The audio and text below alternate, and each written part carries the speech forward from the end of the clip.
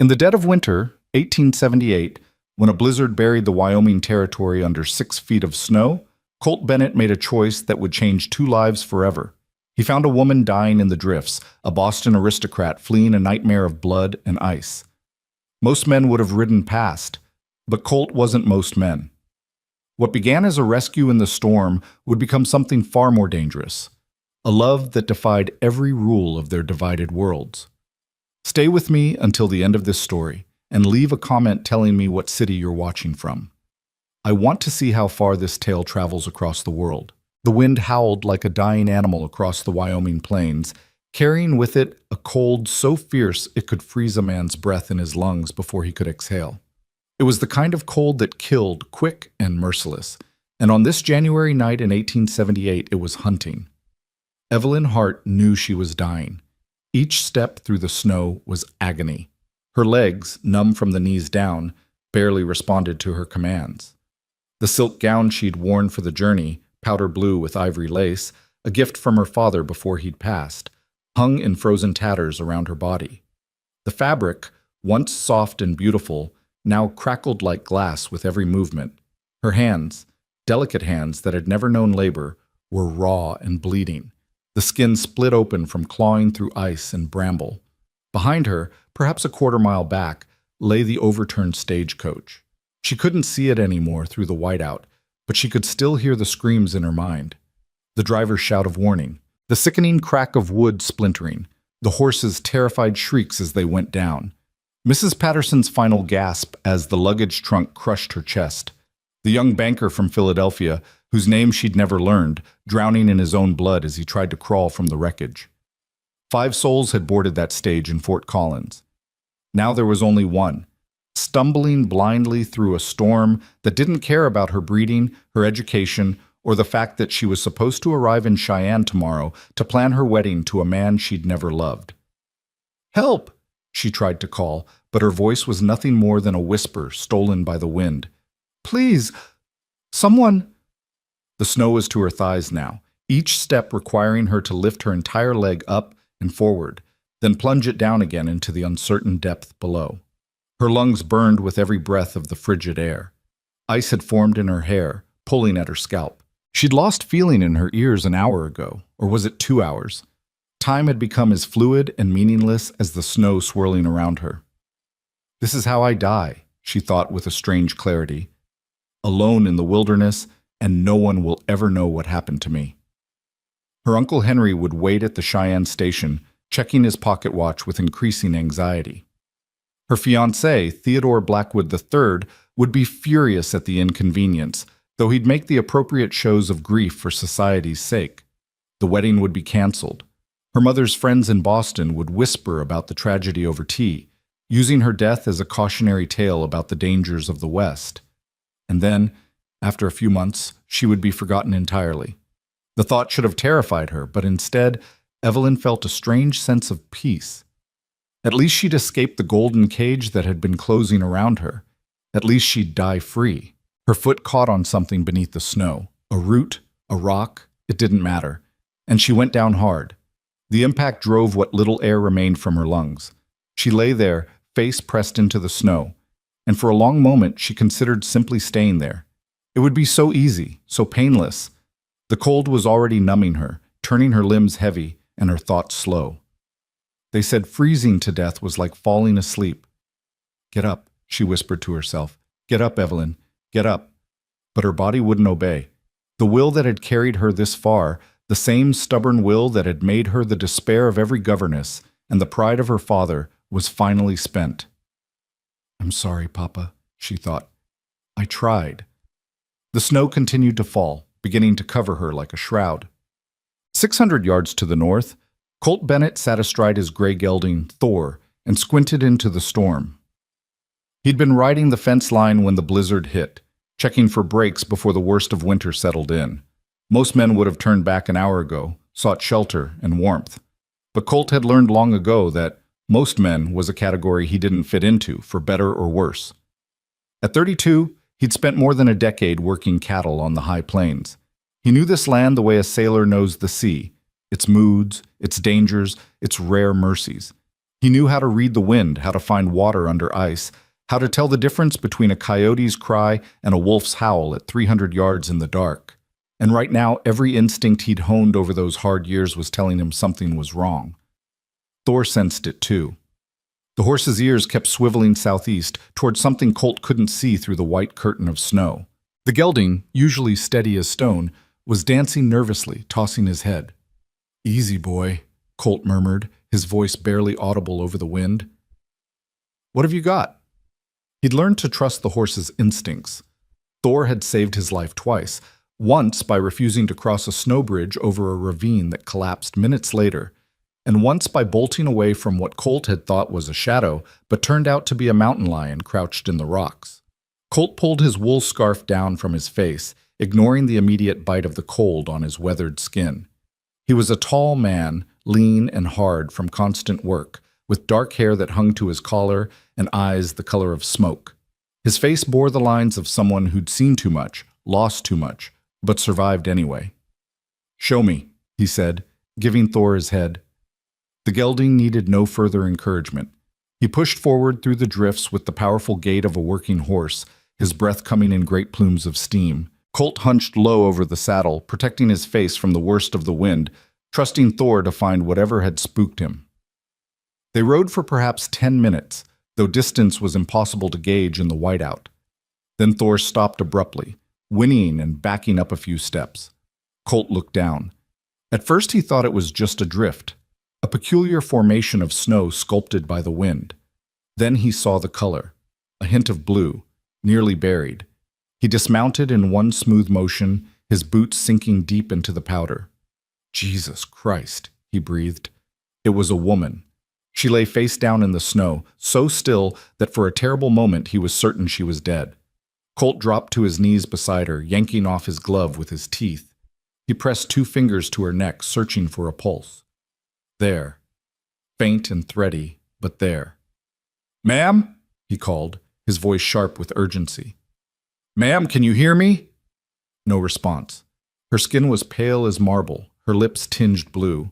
Ice crystals had formed in her dark hair, and when he carefully turned her over, he saw that her eyes were closed, the lashes frosted white. She was young, early 20s, he guessed, with delicate features that spoke of a life far removed from this brutal wilderness. Even half frozen and covered in blood from a gash above her eyebrow, he could see she was beautiful in that refined, untouchable way of women from back east, the kind of woman who belonged in drawing rooms and ballrooms, not dying in a Wyoming blizzard. What the hell was she doing out here? The question would have to wait. Right now, she had minutes, maybe less. Colt looked around quickly, trying to orient himself. His ranch was close, 3/4 of a mile, perhaps a mile. He could make it if he rode hard, but could she survive the journey in this condition? She had to, because the alternative was leaving her here to die, and that wasn't something Colt Bennett could do. Not again. He shrugged out of his heavy wool coat, wrapping it around her trembling frame. She was light, too light. When he lifted her into his arms, her head lolled against his chest, and he could feel how cold she was even through his shirt. "You're not dying today," he told her firmly, as if he could command death itself to back down. "You hear me? You'll make it home with me." Getting her onto Thor was a challenge. The gelding stood steady, bless him, while Colt carefully positioned himself in the saddle and then pulled the woman up in front of him. He settled her against his chest, holding her secure with one arm while guiding Thor with the other. "Go, boy, home, fast as you can manage." Thor needed no urging. The horse knew the way even in the storm, and he struck out with purpose, following instincts and memory where sight was useless. Colt held the woman tight, trying to share what warmth he could, though he could feel the cold seeping into his own bones now, without his coat. "Stay with me," he murmured against her hair. "We're almost there, just hold on a little longer." She didn't respond, didn't move, but he could feel the shallow rise and fall of her chest against his arm. Still breathing, still fighting, even if she didn't know it. The ride was both endless and too short. Colt's arms ached from holding her, his face had gone numb from the wind, and he'd lost feeling in his toes. But finally, he saw the golden glow of lamplight through the snow. His ranch house, solid and welcoming, materialized out of the storm like a ship emerging from fog. "Nora!" he shouted as Thor carried them into the yard. Nora, I need help. The door flew open before they'd even stopped. Nora Alvarez, his housekeeper, and the closest thing to family he had left, stood backlit in the doorway. She was a sturdy woman in her 50s, with iron gray hair and hands that could birth a calf, set a broken bone, or bake bread that made men weep, sometimes all in the same day. One look at Colt's burden, and her eyes went wide. Dios mío, she gasped. What? Found her in the snow, Colt interrupted, dismounting awkwardly with his unconscious cargo. She's alive, but barely. I need hot water, blankets, and every bit of warmth we can give her. Nora was already moving. Her initial shock transformed into efficient action. Bring her to the kitchen. The stove's hottest there. Maria, she called over her shoulder to her daughter. Stoke the fire and heat water. Rapido. Colt carried the woman inside, grateful for the blast of warmth that hit him as he crossed the threshold. The ranch house wasn't fancy. Rough-hewn timber walls, simple furniture built for function rather than beauty. But it was solid and warm, heated by a massive stone fireplace in the main room and the cast-iron stove in the kitchen. He laid her on the kitchen table as gently as he could. Up close, in the lamplight, she looked even worse than he'd thought. Her skin had a grayish tinge, her breathing was labored, and when Nora began to peel away the frozen layers of her dress, they found her skin mottled with frostbite. Strip her down, Nora ordered, all business now. Everything wet has to come off. Maria, those blankets, and bring my sewing kit. She's got a nasty cut on her head that'll need stitching. For the next hour, Colt's kitchen became a makeshift hospital.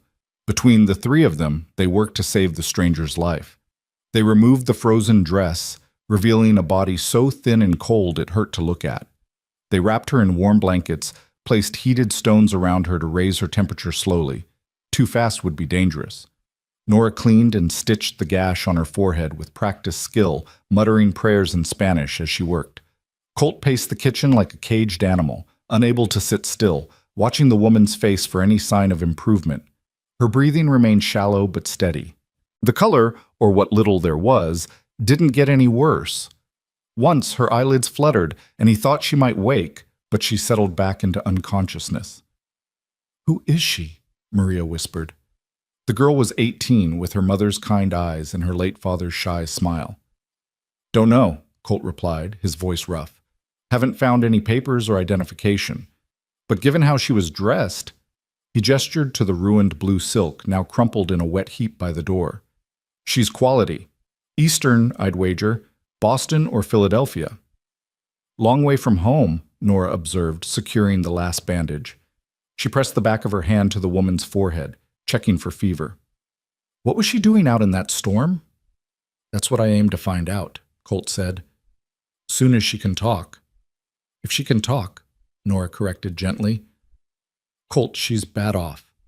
The frostbite, the exposure. Even if she wakes up, there could be damage we can't see." "She'll make it," Colt said with a certainty he didn't quite feel. "She's a fighter, I can tell." Nora gave him a long, measuring look. "You don't even know her name." "Doesn't matter. She needed help, and I found her. That's enough." What he didn't say, what he couldn't say, even to Nora who'd known him for 8 years, was that he'd seen something in the woman's face, even unconscious and half frozen. A desperation, a determination to survive. It reminded him of himself 3 years ago, when his world had fallen apart and he'd had to choose between giving up or going on. She'd chosen to go on, fighting through that storm until her body simply couldn't anymore. That took courage. That took a strength most people didn't possess. He respected that. "Let's get her by the fire," he said.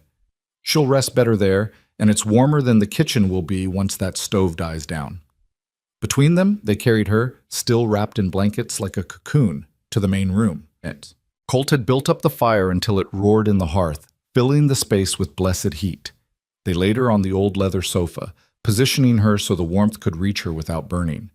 Colt dragged a chair over and sat down, preparing for a long vigil. Nora brought him coffee, strong and black the way he liked it, and a plate of beans and cornbread that he ate without tasting.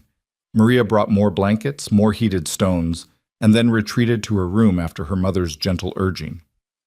"You should rest too," Nora told Colt. "I'll watch her." "I'm fine."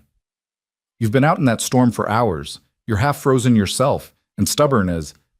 I said I'm fine, Colt repeated, his tone leaving no room for argument.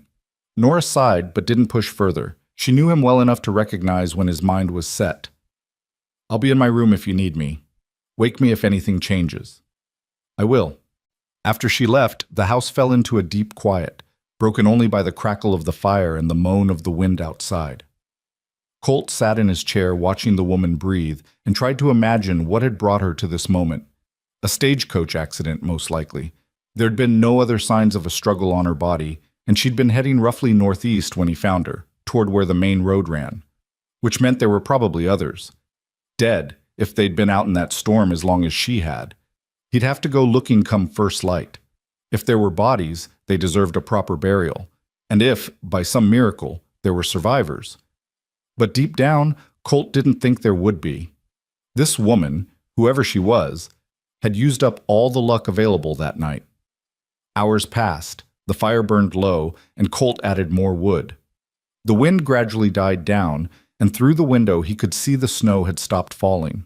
The storm was moving on, leaving behind a landscape transformed into an alien world of white. It was near dawn when she stirred. It started with just a twitch of her fingers, so slight he almost missed it. Then her eyelids fluttered, her breathing changed, becoming faster, more agitated. She made a small sound, not quite a word, but close. Colt leaned forward. "Ma'am, can you hear me?" Her eyes opened. They were brown, he saw, a deep, warm brown that seemed too alive for someone who'd been so close to death. For a moment they stared at nothing, unfocused and confused. Then they found him, and he saw awareness flood back. "Where?"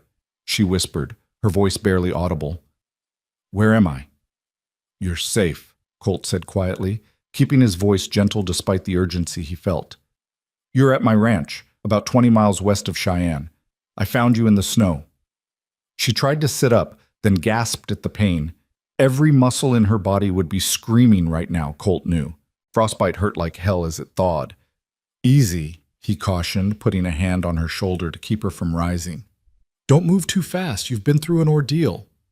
"The stage," she breathed, and suddenly her eyes were wide with horror. "Oh God, the stage. There was a crash. The horses, they spooked. There was ice on the road." "How many?" Colt asked. "How many people on the stage?" "6, she said, tears starting to stream down her face. "6, including the driver, Mrs. Patterson. She was sitting next to me. There was a banker and a young couple going to visit family, and—" Her voice broke. "Are they alive? Did anyone else—" Colt's silence was answer enough. "No," she whispered. "No, no, no." She covered her face with her hands, her whole body shaking with sobs. "This is my fault. I convinced Mrs. Patterson to take this stage. She wanted to wait for better weather, but I said I couldn't delay. I said—" "Stop." Colt's voice was firm. "This isn't your fault. Stages crash. It happens, especially in winter. You didn't make those horses spook. You didn't put ice on that road. And beating yourself up about it won't bring them back." She looked at him through her tears, and he saw the guilt and grief warring in her expression. But she also saw something else, a recognition, perhaps, that he'd been where she was now, that he knew what it felt like to survive when others didn't. "What's your name?" he asked. She drew a shaky breath, trying to compose herself. "Evelyn. Evelyn Hart." "Miss Hart." "Evelyn," she interrupted.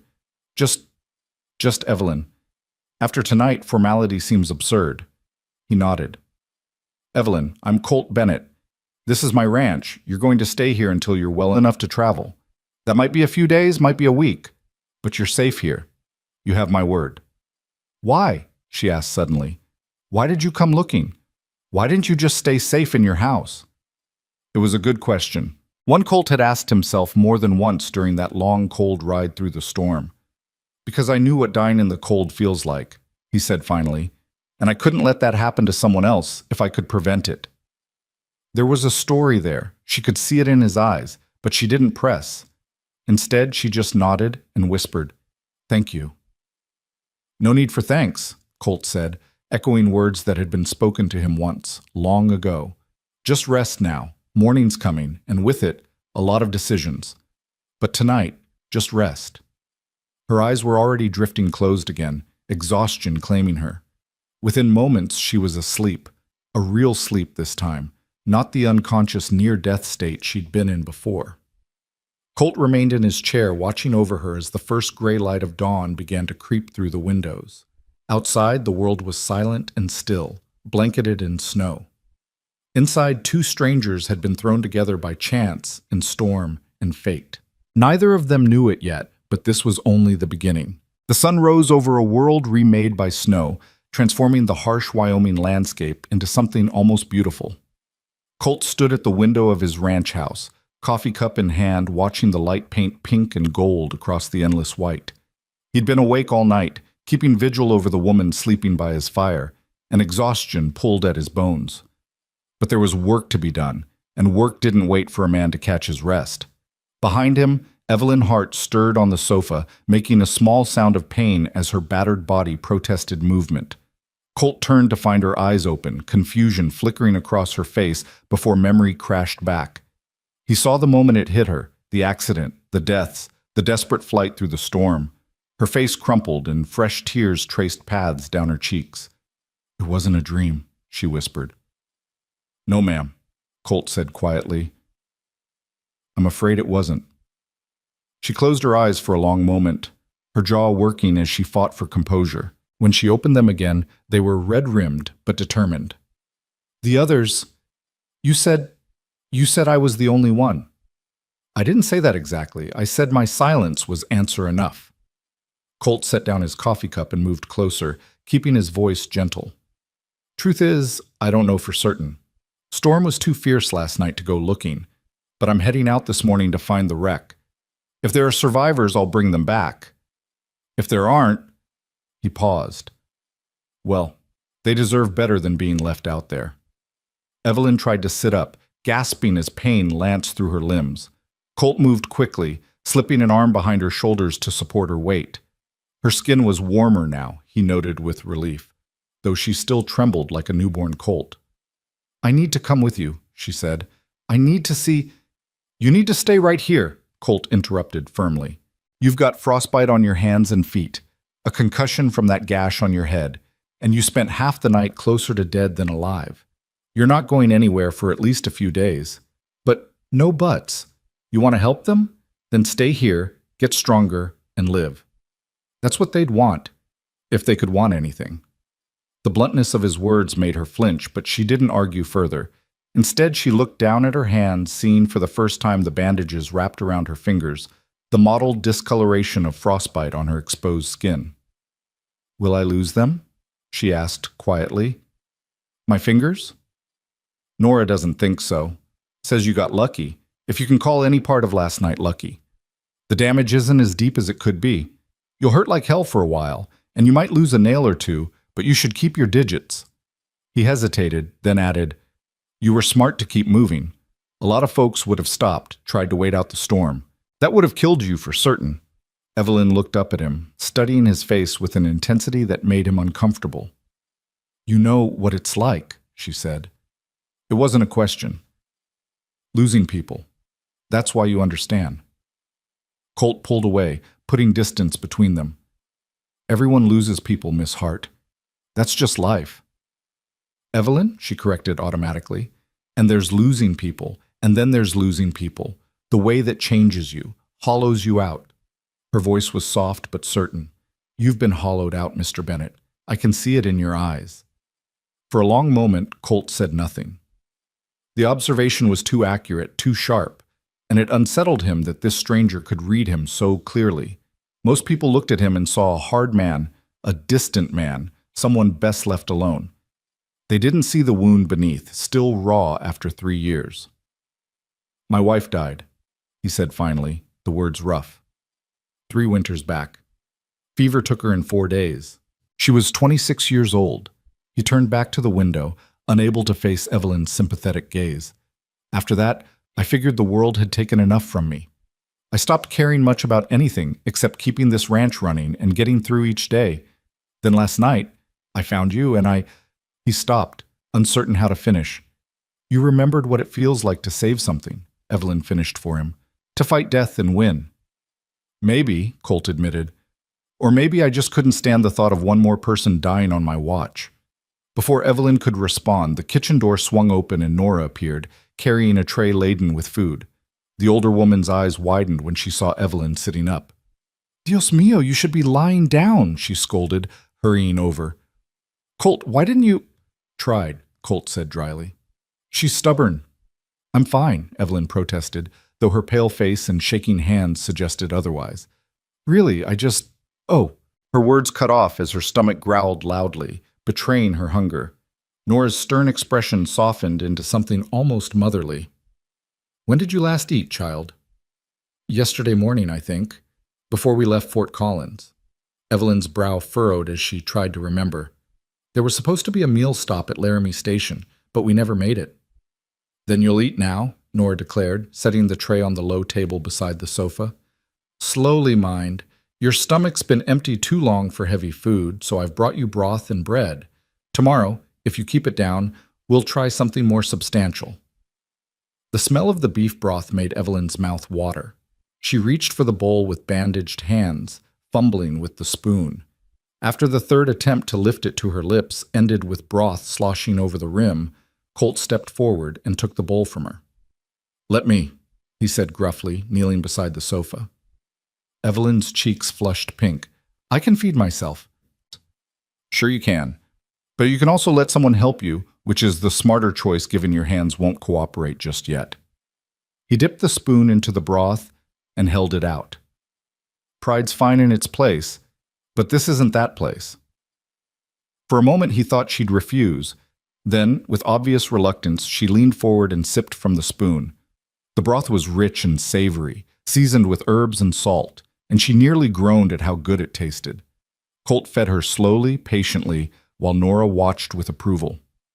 "You're good at this," Evelyn observed between sips. "Have you done this before?"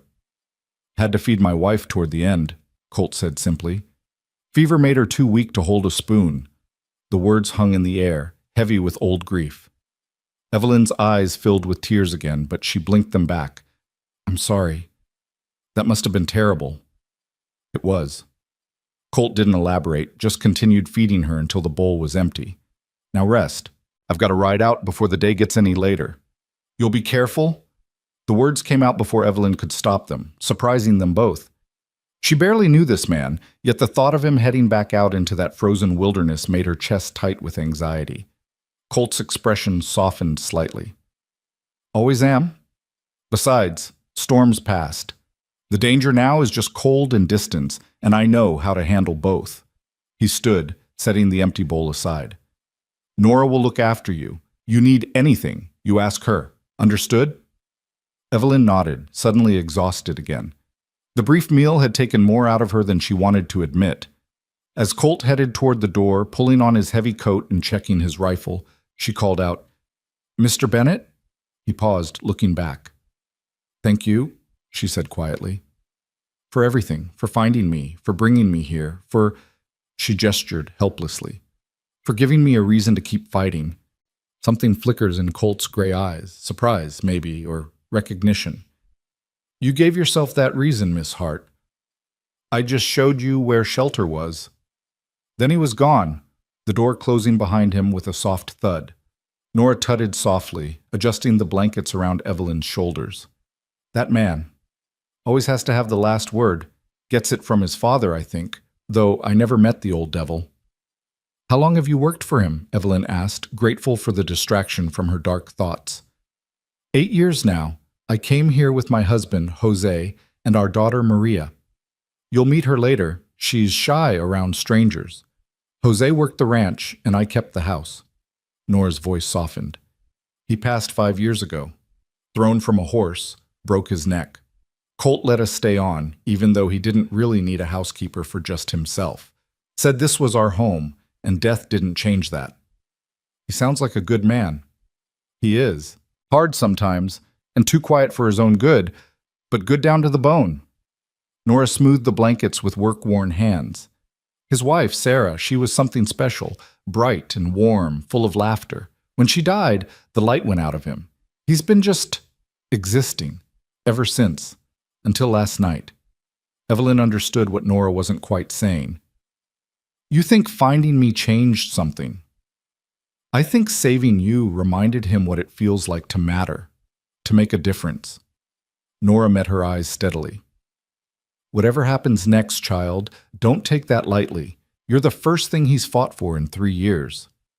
The weight of that responsibility settled over Evelyn like a physical thing. She wanted to protest that she hadn't asked for this, hadn't asked to be saved or to become some kind of symbol for a grieving widower's redemption. But the words died unspoken because she knew they'd be a lie. She had asked for this, in her desperate prayer in the snow, in her refusal to surrender to the cold. She'd asked, and Colt Bennett had answered. Now she owed him her life, and that was a debt that couldn't be easily repaid. The morning passed slowly. Nora insisted Evelyn rest, and though she wanted to argue, exhaustion made compliance easy. She drifted in and out of sleep, waking occasionally to find Nora or Maria sitting nearby with mending or knitting, keeping quiet vigil. Each time they'd offer her water or broth, help her to the chamber pot despite her mortification, and tuck her back into the blankets with gentle efficiency. In her dreams, Evelyn relived the crash over and over. The sudden lurch of the stage as the horses panicked, Mrs. Patterson's scream, the sickening crunch of wood and bone, the terrible silence that followed. Each time she woke with her heart pounding and tears on her face, and each time Nora was there with soothing words and cool cloths for her forehead. "Hush now, you're safe," the older woman murmured. "Whatever you're seeing, it's not here. You're safe." But Evelyn didn't feel safe. She felt like she was balancing on a knife's edge between the life she'd known and something entirely unknown. Everything familiar had been stripped away in that storm. Her belongings, her companions, even the future she'd been dreading. Theodore and his cold eyes. The wedding she didn't want. The cage of society expectations. All of it felt distant now, like it had happened to someone else. Maybe it had. Maybe that Evelyn Hart, the dutiful niece, the obedient fiancée, the proper Boston lady, had died in the snow. And this woman, whoever she was now, was someone new, someone who'd been hollowed out by death and might, just possibly, have room to be filled with something better. It was late afternoon when the sound of horse hooves crunching through snow brought Evelyn fully awake. She pushed herself upright despite Nora's protests, her heart hammering as she strained to hear. Was it Colt? Had he found survivors? Or worse, had something happened to him out there? The door opened, bringing a blast of cold air and snow, and Colt stepped through. He looked exhausted, his face gray with cold and his eyes shadowed. Behind him, Evelyn could see his horse, Thor, laden with bundles wrapped in canvas. Bodies. He'd brought back bodies. Nora crossed herself. "How many?" "5, Colt said heavily, pulling off his gloves. His hands were red and raw despite the leather. "Driver, 3 passengers, and 1 more I think was the shotgun guard. Found them in and around the wreck about 4 miles southeast. Stage went off the road at a bad turn, rolled down an embankment. They never had a chance." Evelyn felt the tears come again, hot and bitter. 5 people. 5 lives ended in a moment of panic and ice. "Mrs. Patterson?" she whispered. Colt's expression was gentle. "If she was the older woman in the gray cloak, yes.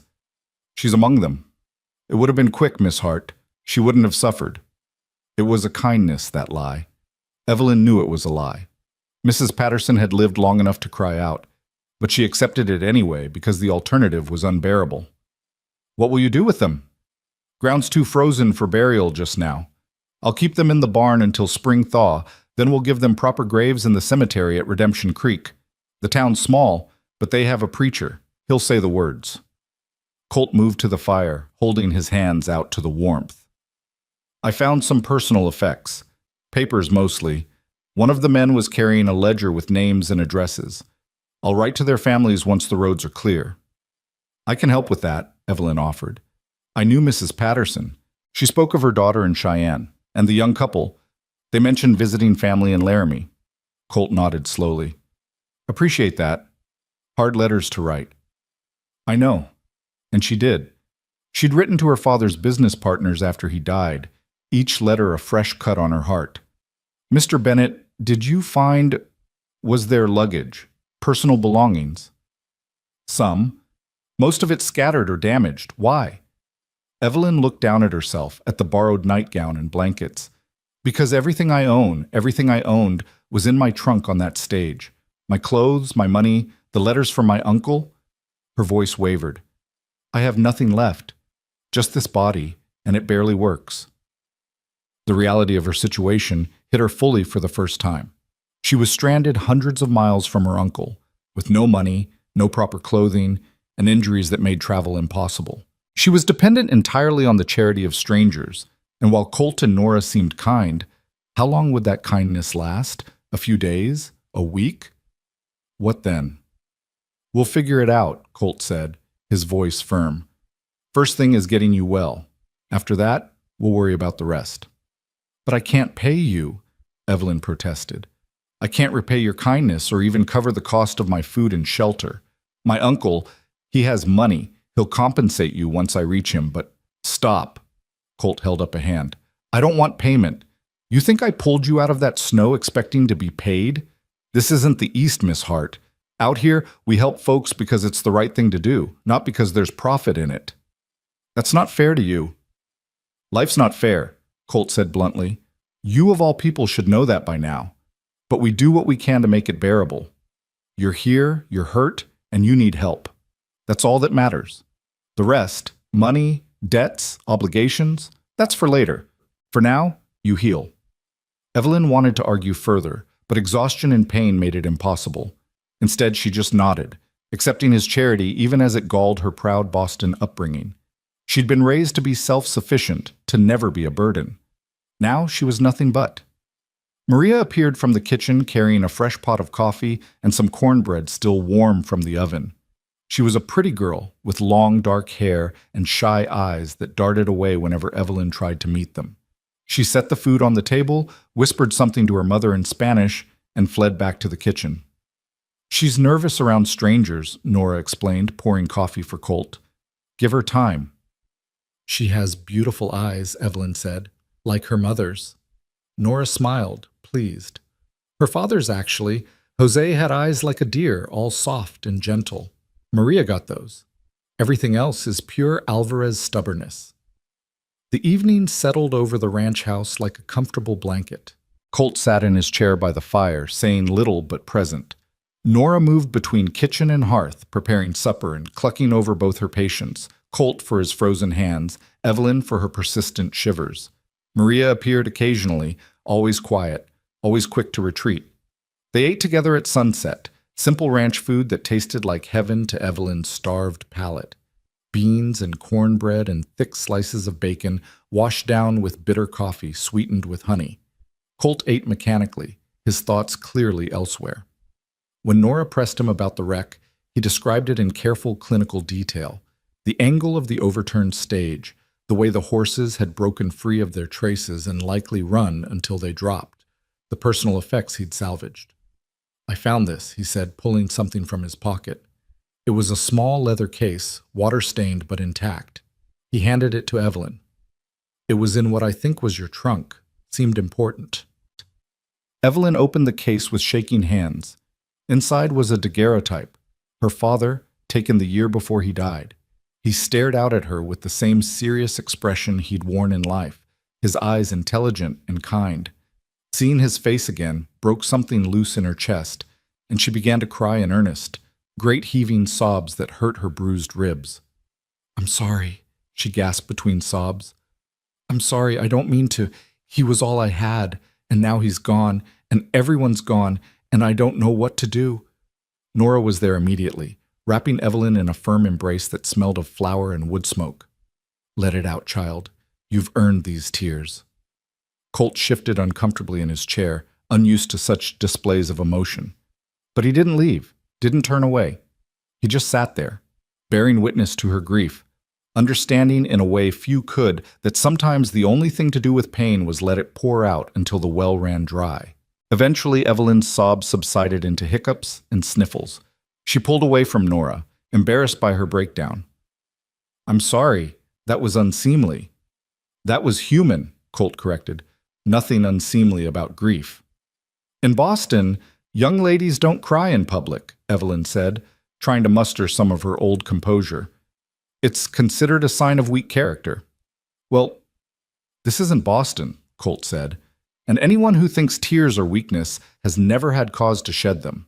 The strongest people I know are the ones who've cried until they had nothing left, then got up the next day and kept going. Evelyn looked at him curiously. Is that what you did? After your wife died? For a long moment she thought he wouldn't answer. Then he said quietly, No.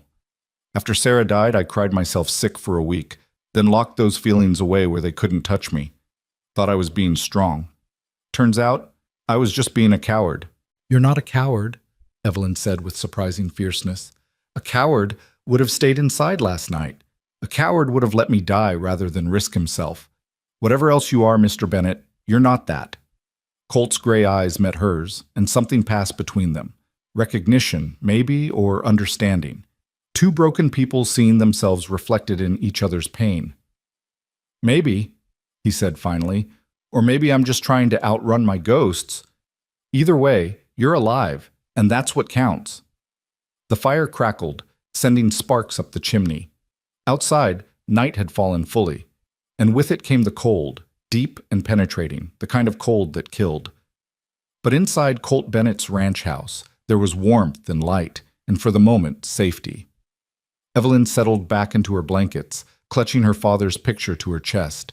She was exhausted, hurting, and adrift in a world she didn't understand. But she was alive. And somehow, in this rough house with these kind strangers, she felt more at home than she had in months of living under her uncle's roof in preparation for a wedding she dreaded. Tell me about your wife, she said suddenly. If it's not too painful, I'd like to know about her. Colt was quiet for so long that Evelyn thought he'd refuse. Then he began to speak, his voice low and rough with memory. Sarah was a school teacher, came out from Ohio to teach at the Redemption Creek School. She had red hair, really red like copper wire, and freckles she hated but I loved. She laughed at everything, bad jokes, good jokes, horses stepping in mud puddles. Everything was cause for joy with her. He stared into the fire, seeing something far away. She made me want to be better, kinder, more patient. When she died, it felt like someone had reached into my chest and pulled out everything worth keeping. How did you meet? Evelyn asked softly. Horse auction. She was looking to buy a gentle mare for riding to school. I was selling off some stock. She walked right up to me, this tiny woman who barely came to my shoulder, and told me she needed a horse that wouldn't try to kill her because she'd never ridden before but was determined to learn. He smiled slightly at the memory. I sold her the gentlest mare I had and offered to teach her to ride for free. She said she'd accept only if I'd let her teach me to read better in exchange. That's how it started. She sounds wonderful, Evelyn said. She was. Colt's voice went rough. And then she wasn't there anymore, and I didn't know how to be in a world without her. Still don't, most days. Nora spoke up from her corner, where she'd been quietly knitting. But you're learning. Slowly, but learning. Tonight is the most I've heard you talk about Sarah in 2 years. Colt looked startled, as if he hadn't realized he'd opened up so much. He cleared his throat, shifting uncomfortably. Yeah, well, guess having someone new around changes things. Evelyn felt the weight of that statement. She was the catalyst for this change, whether she wanted to be or not. The stranger who'd stumbled into Colt Bennett's carefully controlled grief and cracked it open just by needing to be saved. She should say something meaningful, something comforting. But exhaustion was pulling at her again, making her thoughts muzzy and her eyes heavy. Thank you for telling me, she managed, about Sarah and about everything. Rest now, Colt said, his voice gentle. Morning comes early on a ranch, and you need your strength. Will you? Evelyn hesitated, feeling foolish but unable to stop the words. Will you stay? Just until I fall asleep? I keep seeing the crash when I close my eyes, and I'll stay, Colt interrupted. Long as you need. It was the kindness in his voice that undid her. This hard, grieving man who could have turned away, could have let her die in the snow, was instead sitting vigil at her bedside like she mattered, like her life had value beyond her usefulness to others. In Boston, she'd been a pawn in her uncle's social games, a decorative piece to be married off to Theodore Blackwood's money and connections. Her opinions hadn't mattered, her dreams hadn't mattered. She'd been drowning slowly in silk and society expectations, and the stage crash that killed 5 people had, paradoxically, saved her from that fate. The guilt of that thought made her stomach churn. 5 people dead, and here she was finding silver linings in the tragedy. What kind of person did that make her? "Stop thinking so loud," Colt said dryly. "I can hear your guilt from here." Evelyn's eyes flew open. "How did you—" "Because I wore that same expression for months after Sarah died. Guilt that I was alive and she wasn't. Guilt that some part of me, way down deep, was almost relieved because at least the waiting was over." He leaned forward, his elbows on his knees. "You want my advice? Feel the guilt. Sit with it. Then let it go, because it won't change anything. Those folks died in that crash. That's a tragedy. But you lived. That's not something to feel guilty about. That's something to honor by making your survival worth their sacrifice." "I don't know how to do that," Evelyn whispered. "Nobody does it first. You figure it out as you go." Colt stood, stretching his long frame. "For now, you survive another day. Then another. Eventually those days add up to something worth calling a life." He moved to the window, looking out at the star-filled night. The moon had risen, nearly full, painting the snow in shades of silver and blue, beautiful and deadly, like so much in this wild land. "My uncle will be worried," Evelyn said, breaking the silence. "The stage was due in Cheyenne yesterday. By now, he'll know something went wrong. We'll get word to him soon as we can. The mail rider comes through Redemption Creek once a week. Next run is in 3 days. I'll write to the station master in Cheyenne. Let him know you're alive and safe." "Thank you." Evelyn paused, then asked the question that had been nagging at her. "What if he demands I come immediately?"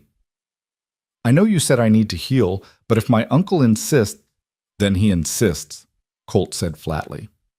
"But you're not traveling until I say you're fit for it, and I don't care if he's the governor himself. You push too hard too soon, and those frostbite wounds could turn bad. You could lose fingers or toes or worse, so he can wait or he can come here himself. Those are the options." The firmness in his voice brooked no argument. Evelyn found herself oddly comforted by his stubbornness. In her world, men bowed to social pressure and propriety. Here, Colt Bennett answered only to his own code of right and wrong. It was foreign to her, but also refreshing. "He won't like it," she warned. "Don't much care what he likes. I care about doing what's right for you." And there it was again, that casual assertion that her well-being mattered more than convenience or social expectation.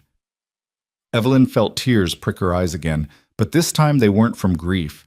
They were from the overwhelming relief of being seen, truly seen, as a person rather than an obligation. "I should sleep," she said, her voice thick. "You're right. Morning comes early, and I'm so tired I can barely think." "Then sleep," Colt said. "I'll be right here." This time, when Evelyn closed her eyes, the nightmares stayed at bay.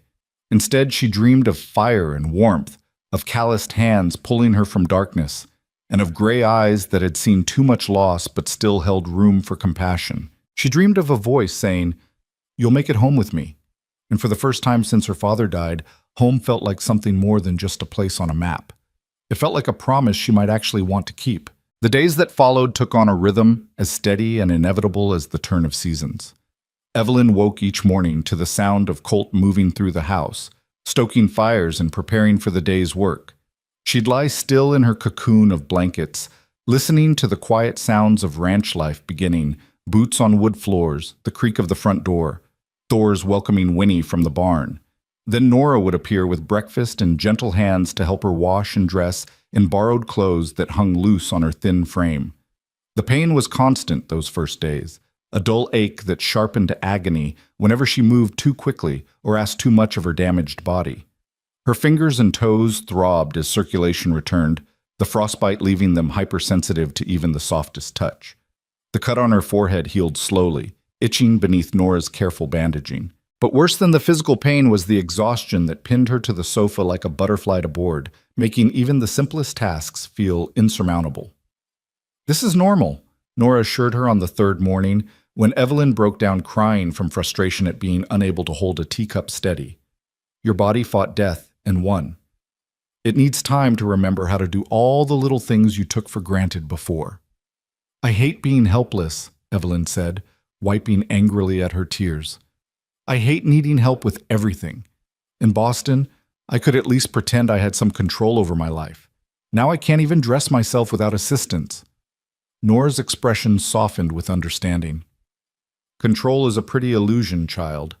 Life comes at us whether we're ready or not. The strong ones aren't those who never fall. They're the ones who get back up after. She pressed a fresh cup of tea into Evelyn's bandaged hands, steadying them with her own. You'll get there. Give yourself grace. But grace was hard to summon when every hour reinforced her dependence. Maria brought her meals on trays, too shy to do more than smile tremulously before retreating. Nora helped her to the washroom, supported her weight when her legs shook too badly to stand alone, changed her bandages with efficient gentleness.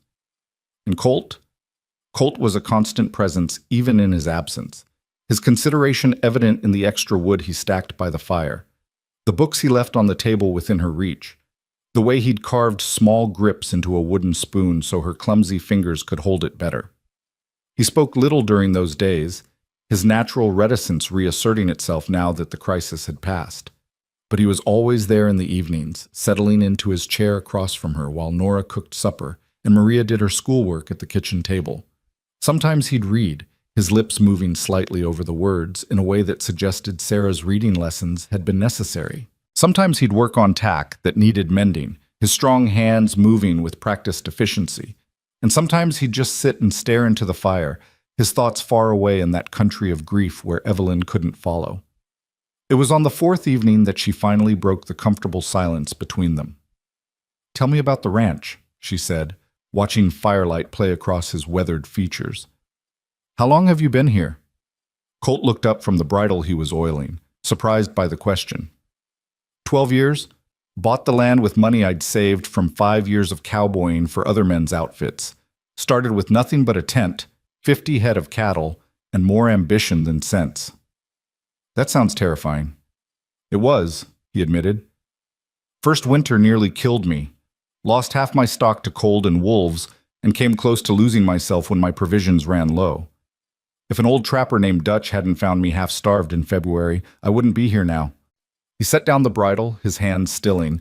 "Dutch stayed through till spring, taught me everything he knew about surviving out here. Then he moved on, way trappers do.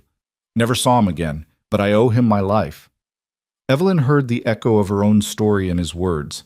Another stranger saved, another debt that couldn't be repaid. "Do you think that's why you came looking for me?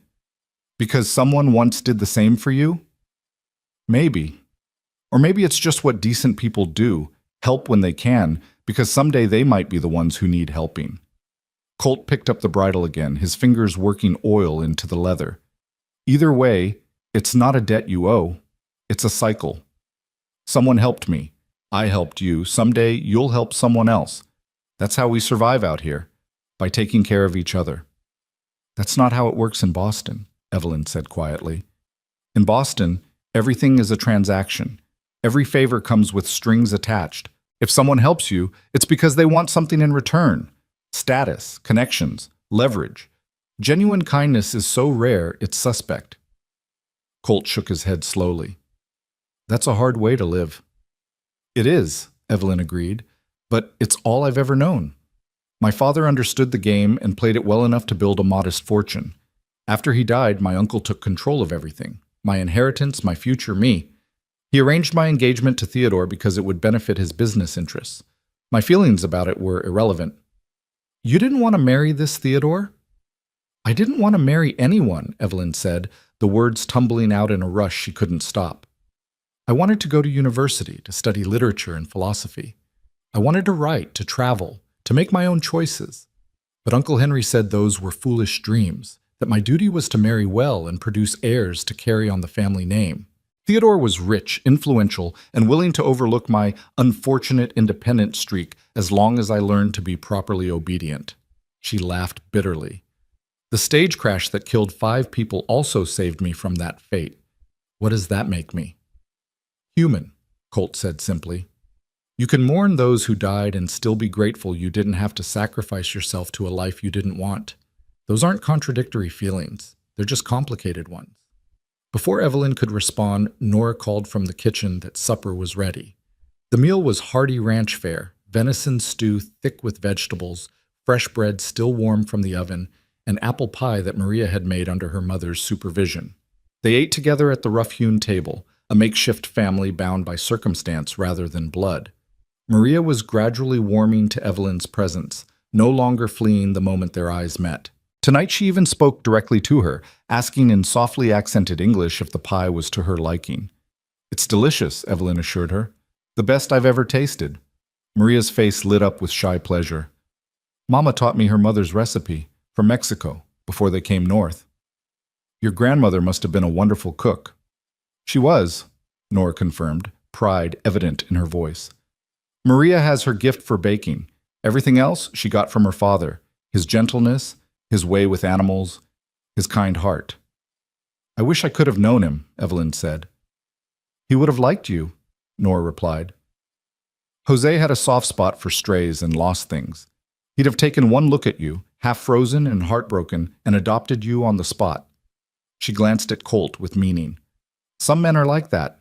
Can't stand to see suffering without trying to fix it." Colt shifted uncomfortably under her knowing gaze.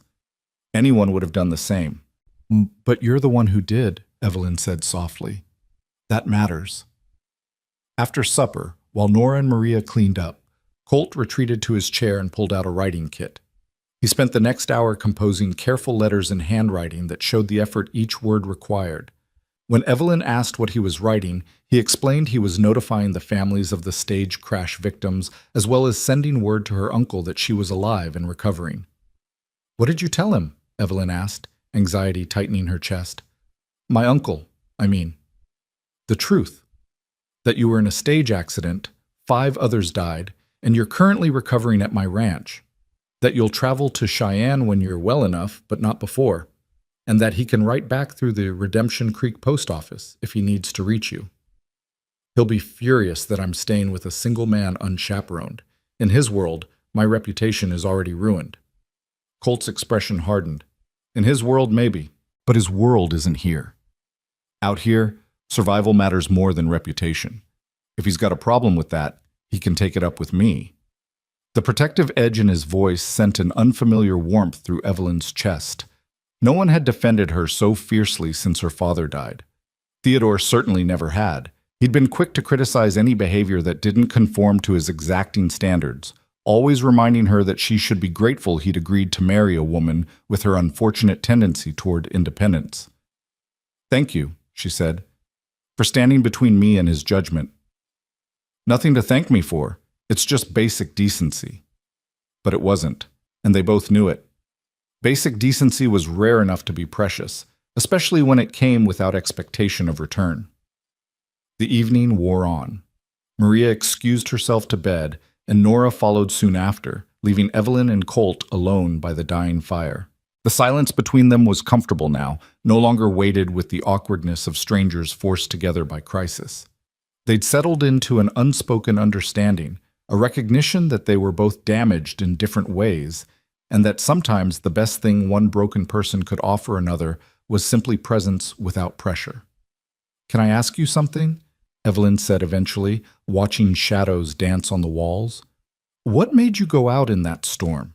You said you were checking fence lines, but that seems dangerous in a blizzard." Colt was quiet for a long moment. When he spoke, his voice was distant, remembering.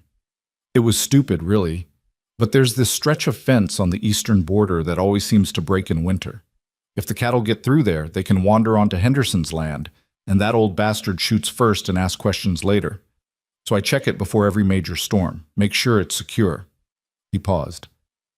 "Sarah used to scold me for it, said no fence was worth dying over. She was right, but I'm too stubborn to admit it even now." "Your wife sounds like she was very wise." "She was. Wiser than me by half, and she never let me forget it." There was affection in his voice now, nostalgia without the sharp edge of pain that usually accompanied mentions of Sarah. "She'd laugh herself sick if she could see me now playing nursemaid to a Boston socialite who can't hold a spoon steady."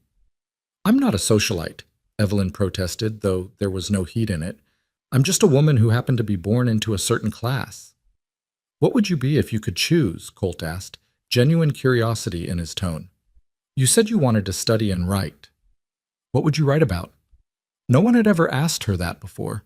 Not her father, not her uncle, certainly not Theodore. The question opened something in her chest, releasing words she'd kept locked away for years. "I'd write about real people," she said, the words coming faster now. "Not the sanitized versions we see in parlor novels, but the messy, complicated truth of human experience. I'd write about women who don't fit the mold society tries to force them into, about the price of conformity and the courage it takes to choose a different path." She looked down at her bandaged hands. "I'd write about survival, I think, about what it costs and what it's worth." "That sounds like something worth reading," Colt said.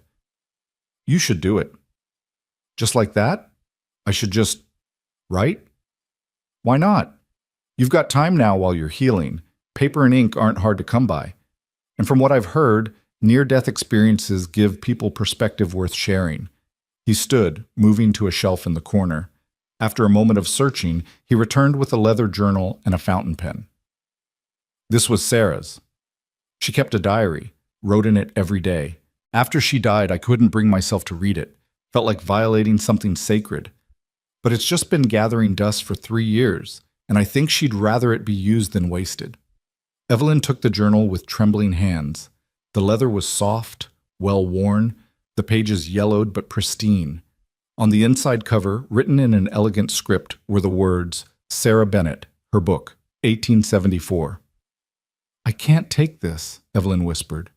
"It was your wife's. It was hers. Now it's yours if you want it." Sarah believed in living fully, in not letting fear hold you back. If she were here, she'd tell you to stop making excuses and start writing. Colt's expression softened. "Consider it a loan if that makes you feel better. When you leave for Cheyenne, you can take it with you and send it back when you've filled it up with your stories." Evelyn clutched the journal to her chest, overwhelmed by the gesture. This wasn't just paper and leather, it was trust, given freely by a man who had every reason to guard his heart against further loss. It was an invitation to stay, to heal, to become part of something larger than her own survival. "I don't know what to say," she managed. "Don't say anything. Just write. Or don't. The choice is yours." That night, after Colt had banked the fire and retreated to his own room, Evelyn opened the journal.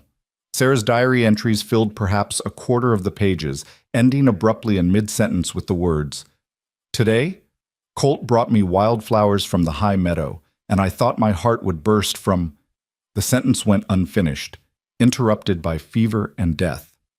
Evelyn carefully turned to a blank page, hesitating with pen poised over paper. What did she have to say? What story could she tell that would honor both the blank pages before her and the woman whose book this had been? She began to write. "My name is Evelyn Hart, and 5 days ago, I should have died in the snow. That I'm alive to write these words is due entirely to the courage of a stranger named Colt Bennett, who rode out into a killing storm and refused to let death claim me. I don't know yet what I'm supposed to do with this second chance at life, or how to carry the weight of surviving when 5 others didn't, but I'm determined to figure it out. If nothing else, I owe it to the dead to make my survival mean something. I've spent 23 years being told who I should be, how I should act, what I should want. I've been molded and shaped like clay on a potter's wheel, formed into something decorative but hollow. The stage crash shattered that carefully constructed shell, and now I'm left with the question of who Evelyn Hart actually is when no one is watching, when reputation and propriety and social expectation are stripped away. I don't have an answer yet, but for the first time in my life, I have the space to look for one." The words flowed easier than she expected, filling page after page with observations and reflections and questions she'd never dared voice aloud. She wrote about her father's death and her uncle's control, about Theodore's cold eyes and the cage of silk she'd been trapped in. She wrote about the crash with brutal honesty, not sparing herself the guilt or the horror. And she wrote about Colt, his quiet strength, his unexpected gentleness, the way he seemed to carry his own ghosts with a dignity that humbled her. When exhaustion finally claimed her, the fire had burned down to embers and gray dawn light was seeping through the windows. She fell asleep with the journal clutched to her chest and Sarah's pen still in her hand, and for the first time since the crash, she slept deeply and without nightmares. The days began to blur together in a way that should have been monotonous but somehow wasn't. Each morning brought small improvements, fingers that moved a little easier, legs that held her weight a little longer, pain that dulled from sharp to merely persistent. Nora gradually assigned her small tasks as her hands healed, starting with simple things like folding laundry and progressing to helping with meal preparation. "You're useless in the kitchen," Nora informed her cheerfully, after Evelyn's third attempt at bread resulted in a dense, inedible brick. "But you've got the makings of a decent cook if you stop thinking so much and trust your hands." "In Boston, ladies don't cook," Evelyn said, punching down dough with more force than strictly necessary. "We have servants for that." "And what happens when you don't have servants? You starve?" Nora shook her head. "Out here, everyone needs to pull their weight. Can't afford to be helpless when survival depends on doing for yourself." It was a philosophy that permeated every aspect of ranch life, Evelyn was learning. Nothing was wasted, everyone contributed, and the work never truly ended. It just shifted with the seasons and the needs of the moment. Even Maria, at 18, could shoe a horse, treat a sick calf, and shoot well enough to bring down a rabbit for the pot. These were skills Evelyn had never imagined needing, much less possessing. But slowly, painfully, she was learning. Nora taught her to cook and preserve food, to mend clothes and treat minor injuries. Maria showed her how to care for the chickens and gather eggs without getting pecked, how to churn butter and card wool. And Colt, when he wasn't out working the ranch, taught her about the land itself, pointing out landmarks visible from the window and explaining how to read weather in the sky and survival in the behavior of animals. "That's Thor," he said one afternoon, catching her watching his gray gelding through the window. "Best horse I ever owned. Smart as some men and twice as reliable." "He's beautiful," Evelyn said. "I used to ride in Boston. My father kept a stable. Nothing like this, of course, but enough that I learned the basics." Colt's eyebrows rose. "You can ride?" "I could. It's been over a year, though, and I don't know if my hands are strong enough yet to hold reins properly." "Only one way to find out." Colt stood, making a decision. "Come on." "Now. But I'm barely steady on my feet. Which is why we're going now, while you're still weak enough to listen to sense instead of pushing too hard." He grabbed her borrowed coat from the hook by the door. "Besides, getting outside will do you good. You've been cooped up in here for over a week. Fresh air and sunshine work better than any medicine Nora can brew." Evelyn wanted to argue, but the prospect of leaving the house, even just to the barn, was too tempting to resist.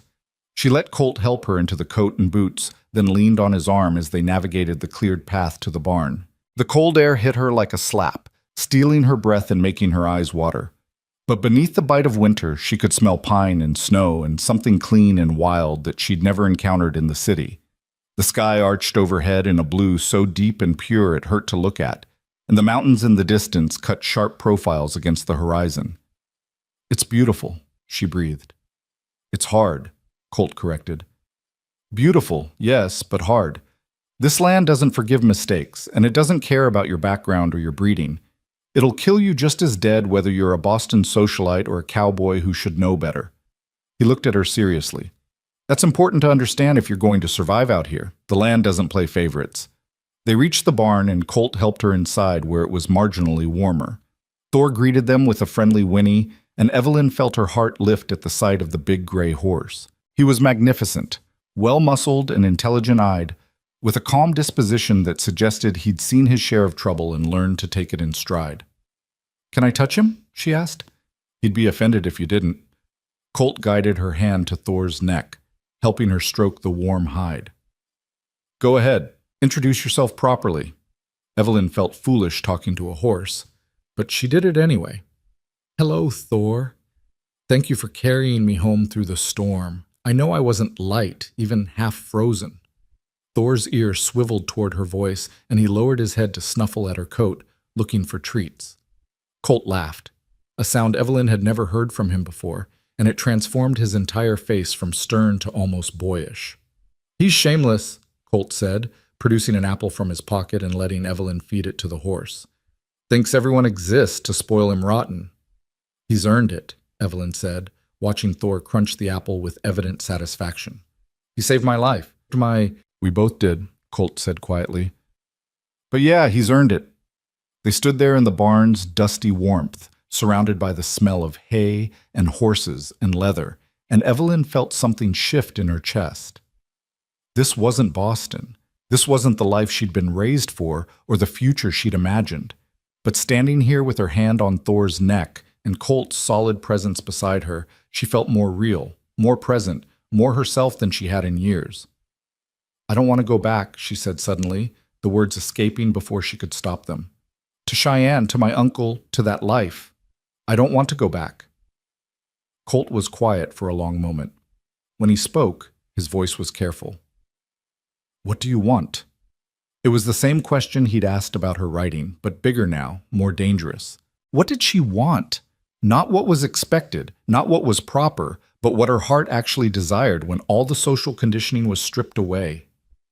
"I want to stay here," Evelyn admitted, the truth terrifying and liberating in equal measure. "I want to learn to cook properly and write again and write without worrying what anyone thinks. I want to figure out who I am when I'm not trying to fit into someone else's mold." She looked up at Colt, her heart hammering. "I know that's impossible. I know I have responsibilities, and my uncle has expectations, and I can't just disappear into the wilderness like I have no obligations. But for the first time in my life, I know what I want, and it's this life, this place, this—" She trailed off, unable to finish the sentence because she wasn't sure what this was. The ranch? The freedom? The man standing beside her who'd given her back her life and asked nothing in return? Colt's gray eyes searched her face, reading something there she didn't know she was showing. "Nothing's impossible if you want it badly enough," he said finally. "But wanting something and being ready for it aren't the same thing. This life," he gestured around them, "it's hard. Harder than anything you've known. And choosing it means choosing all of it, including the parts that aren't beautiful or romantic, the loneliness and the danger and the endless work. You think you want that now, but give it time.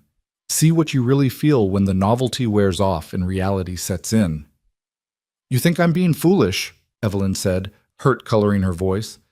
"I think you're recovering from trauma and maybe not thinking clearly," Colt said bluntly. "I think you're comparing this place to a life you hated, which makes anywhere else look appealing by comparison. And I think you deserve the chance to make choices from a place of strength rather than desperation." His expression softened slightly. "But I also think you're braver than you give yourself credit for, and if you really want this life, you're stubborn enough to make it work." That almost sounded like a compliment. It was. Colt's mouth quirked in something almost like a smile. "But it doesn't change the facts. You've got an uncle in Cheyenne expecting you, a fiancé back east who probably thinks you're dead, and a whole life waiting for you to return to it. You can't just walk away from all that without consequences." "What if I'm willing to face the consequences?" Evelyn challenged. "Then that's your choice to make," Colt said. "But make it for the right reasons. Make it because you want to build something new, not just because you're running away from something old. There's a difference." He was right, and Evelyn knew it. But knowing something intellectually and accepting it emotionally were two different things. She wanted to argue, to insist that she knew her own mind, that she wasn't confused or traumatized or grasping at straws. But the truth was more complicated than that. She was all those things, confused and traumatized and desperately seeking something solid to hold on to in a world that had tilted off its axis. Maybe Colt was right. Maybe she needed time to sort through her feelings, to separate genuine desire from fear-driven impulse. But that didn't make the wanting any less real. "I should get you back inside," Colt said, breaking into her thoughts. "You're shivering, and Nora will have my hide if I let you catch cold on top of everything else." They walked back to the house in silence, Evelyn leaning more heavily on Colt's arm than she had on the way out. The brief excursion had exhausted her more than she wanted to admit, proving Colt's point about her not being ready for ranch life. She could barely walk to the barn and back without her legs turning to jelly. How could she possibly manage the demanding physical labor that kept this place running? But determination was a stubborn thing, and Evelyn had discovered in herself reserves of it she hadn't known existed. If she wanted this life, and she was increasingly certain that she did, then she'd have to earn it, not through breeding or social connections or money, but through sweat and effort and the simple refusal to quit. It was a daunting prospect, but it was also, in its own way, deeply appealing. That night, she wrote in Sarah's journal about her conversation with Colt, trying to untangle her own motivations through the act of putting pen to paper. She wrote about the difference between running away and running toward, about the fear of returning to a life that had never fit, and the equally terrifying prospect of forging a new one. She wrote honestly about her growing feelings for Colt, not romantic necessarily, though there were threads of that too, but something deeper and more complicated. Respect, maybe. Recognition of a kindred spirit. The understanding that comes when two broken people glimpse their own damage reflected in another's eyes. She didn't know where any of this was leading, but for the first time in her life, she was choosing her own path rather than following one laid out by others.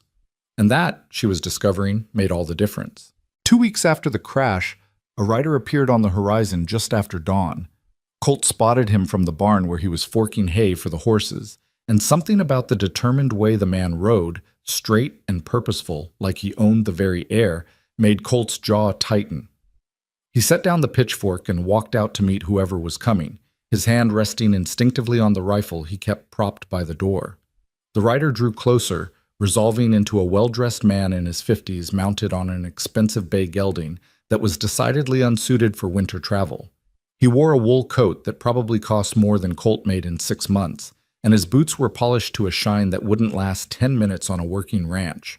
Everything about him screamed money and city breeding, and Colt knew without being told that this was Henry Barrett, Evelyn's uncle. "You Bennett?" the man called out, reining in his horse with more force than necessary. The gelding tossed his head in protest. "I am," Colt said, keeping his voice neutral. "And you'd be Mr. Barrett." "Henry Barrett, yes. I've come for my niece." He dismounted stiffly, clearly unused to long rides. "I received your letter. Where is she?" "In the house, recovering. She's doing well, all things considered." "All things considered," Barrett repeated, his tone sharp with accusation. "My niece was supposed to arrive in Cheyenne 2 weeks ago. Instead, I get word that she's been staying unchaperoned with a bachelor rancher in the middle of nowhere. Do you have any idea what this does to her reputation?" Colt felt his temper stir, but kept it leashed. "What it does, Mr. Barrett, is keep her alive. Your niece was half frozen and injured when I found her. Moving her before she was ready could have killed her. I figured you'd prefer her alive and scandalous to dead and proper, but maybe I was wrong about that." Barrett's face flushed red. "How dare you how dare I save her life, or how dare I speak plainly about your priorities?" Colt crossed his arms. "Look, I understand you're upset, but your niece has been through hell. 5 people died in that crash, and she walked through a blizzard that should have killed her too. She needs compassion and time to heal, not lectures about propriety." "What she needs," Barrett said coldly, "is to fulfill her obligations. She has a fiancé waiting in Boston, a wedding to plan, and a future that doesn't involve hiding away on some godforsaken ranch playing at frontier life." The words hung in the frigid air between them. Before Colt could respond, the door to the house opened and Evelyn appeared on the porch, wrapped in one of Nora's shawls. Her face had regained some color over the past 2 weeks, but she still looked fragile, the bandages on her hands stark white against the dark wool. "Uncle Henry," she said, her voice carrying across the yard, "I didn't expect you to come all this way." "Evelyn." Barrett's expression softened marginally as he looked at his niece, but his voice remained stern. "Thank God you're alive. When I received word of the crash, I feared the worst. As you can see, I survived." Evelyn descended the porch steps carefully, and Colt noticed how she kept one hand on the rail for support. She was stronger than she'd been, but still far from healed. "Mr. Bennett saved my life. You should be thanking him, not interrogating him." "I am grateful for his assistance," Barrett said, though his tone suggested otherwise. "However, gratitude doesn't excuse the impropriety of your situation. You've been living alone with a man for 2 weeks." "I haven't been alone," Evelyn interrupted firmly. "Mrs. Alvarez and her daughter have been here the entire time, acting as perfectly adequate chaperones. My virtue is intact, if that's what concerns you." "What concerns me," Barrett said, "is that Theodore has been sending increasingly urgent telegrams demanding to know your whereabouts and condition. The man is understandably worried about his fiancée." Something flickered across Evelyn's face, not grief or longing, but something harder, Resentment, maybe, or defiance. Then you can telegram him back that his fiancée is recovering from injuries sustained in a stage accident and will contact him when she's able. Evelyn, you need to understand the position this puts us in, Barrett said, his tone turning placating. Theodore's family has certain expectations.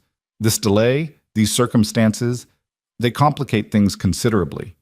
We need to return to Cheyenne immediately and begin damage control. I'm not ready to travel yet, Evelyn said, and Colt heard the tremor beneath her steady voice. My hands are still healing, and the doctor said I need at least another week before— What doctor? Barrett demanded. I was told no physician had examined you. The doctor from Redemption Creek came out 6 days ago, Colt interjected. He confirmed what we already knew. Miss Hart had severe frostbite, a concussion, and significant trauma from the accident. He recommended continued rest and recuperation before attempting any travel. Then I'll hire a wagon and drive her to transport her carefully. She can rest just as easily in Cheyenne as she can here. Barrett's jaw set stubbornly. I've already made arrangements at the hotel. We'll leave tomorrow morning. No, Evelyn said, and the word came out stronger than Colt expected. I'm not going. Not yet. Barrett's eyes narrowed. This isn't a request, Evelyn. You're still under my guardianship until you marry, and I'm telling you, you're telling me that your reputation and business dealings matter more than my health and well-being, Evelyn said, her voice rising. You're telling me to ignore the advice of the doctor and risk further injury because it would be inconvenient for you if I stayed here longer. You're telling me, once again, that what I want doesn't matter. What you want is irrelevant when measured against your responsibilities, Barrett snapped. You have obligations, Evelyn, to your family, to Theodore, to the life your father worked so hard to secure for you. My father wanted me to be happy, Evelyn shot back. He wanted me to have choices, to pursue my education and my writing. You're the one who decided I should marry Theodore and abandon everything I cared about. Your father was an idealist who filled your head with nonsense about independence and education. If he'd lived, he'd have seen reason eventually. Barrett took a step toward her. Now stop this childish rebellion and accept reality. You're returning to Cheyenne with me tomorrow, and that's final. Colt had heard enough. He moved to stand beside Evelyn, his presence a physical barrier between her and her uncle. With respect, Mr. Barrett, your niece is an adult woman recovering from a traumatic experience. She's told you she's not ready to leave, and the doctor agrees. Forcing her to travel against medical advice would be dangerous and, frankly, cruel. This doesn't concern you, Bennett, Barrett said icily. This is a family matter. It concerns me when it happens on my property and involves someone under my protection, Colt replied, his voice hardening. Miss Hart stays here until she's ready to leave. Not a day sooner. Barrett's face went purple with rage. You have no right. I have every right. This is my land, and she's my guest. You want to take her? You'll have to convince her to go willingly, and from where I'm standing, that doesn't seem likely. The two men stared at each other, the tension thick enough to cut. Finally, Barrett turned to Evelyn with barely controlled fury. Is this really what you want? To throw away your future, your reputation, everything, to stay here with this cowboy? Evelyn's chin lifted. What I want is to make my own decisions for once in my life, and right now that means staying here until I'm well enough to think clearly about what comes next. You'll regret this, Barrett warned. Theodore won't wait forever. If you don't return soon, he'll break the engagement, and then where will you be? No respectable man will have you after this scandal. Then I suppose I'll have to learn to live without the approval of respectable men, Evelyn said, and Colt heard the echo of his own philosophy in her words. I'd rather be scandalous and free than respectable and trapped. For a long moment, Barrett seemed to struggle with himself. Then he shook his head in disgust. Fine. Stay here and play at frontier life if it makes you feel independent. But when reality sets in and you realize what you've thrown away, don't come crying to me for help. He mounted his horse with jerky movements. I'll give you 1 month. If you haven't returned to Cheyenne by then, I'm washing my hands of you entirely. Your inheritance, your allowance, everything. It all goes away. You'll be on your own. I understand, Evelyn said quietly. Barrett looked like he wanted to say more, but instead he just wheeled his horse around and spurred it into a canter back the way he'd come. They watched him go in silence, his figure growing smaller against the vast white landscape until he disappeared entirely. Only then did Evelyn's composure crack. She swayed on her feet, and Colt caught her elbow to steady her. She was trembling, he realized, shaking like a leaf in a storm. "I just cut myself off from everything," she whispered, her eyes wide with shock at what she'd done. "My uncle, my inheritance, Theodore, my entire life in Boston. What have I done?" "You chose yourself," Colt said simply. "That's nothing to regret." "But what if he's right? What if this is just some foolish rebellion and in a month I'll realize I made a terrible mistake?" "Then you'll deal with that when it comes. But living your life based on what-ifs and maybes, that's no way to live at all." Colt guided her back toward the house. "Come on, let's get you inside before you collapse. We can worry about the future later." Nora met them at the door, her face tight with concern. She'd clearly heard everything through the open window.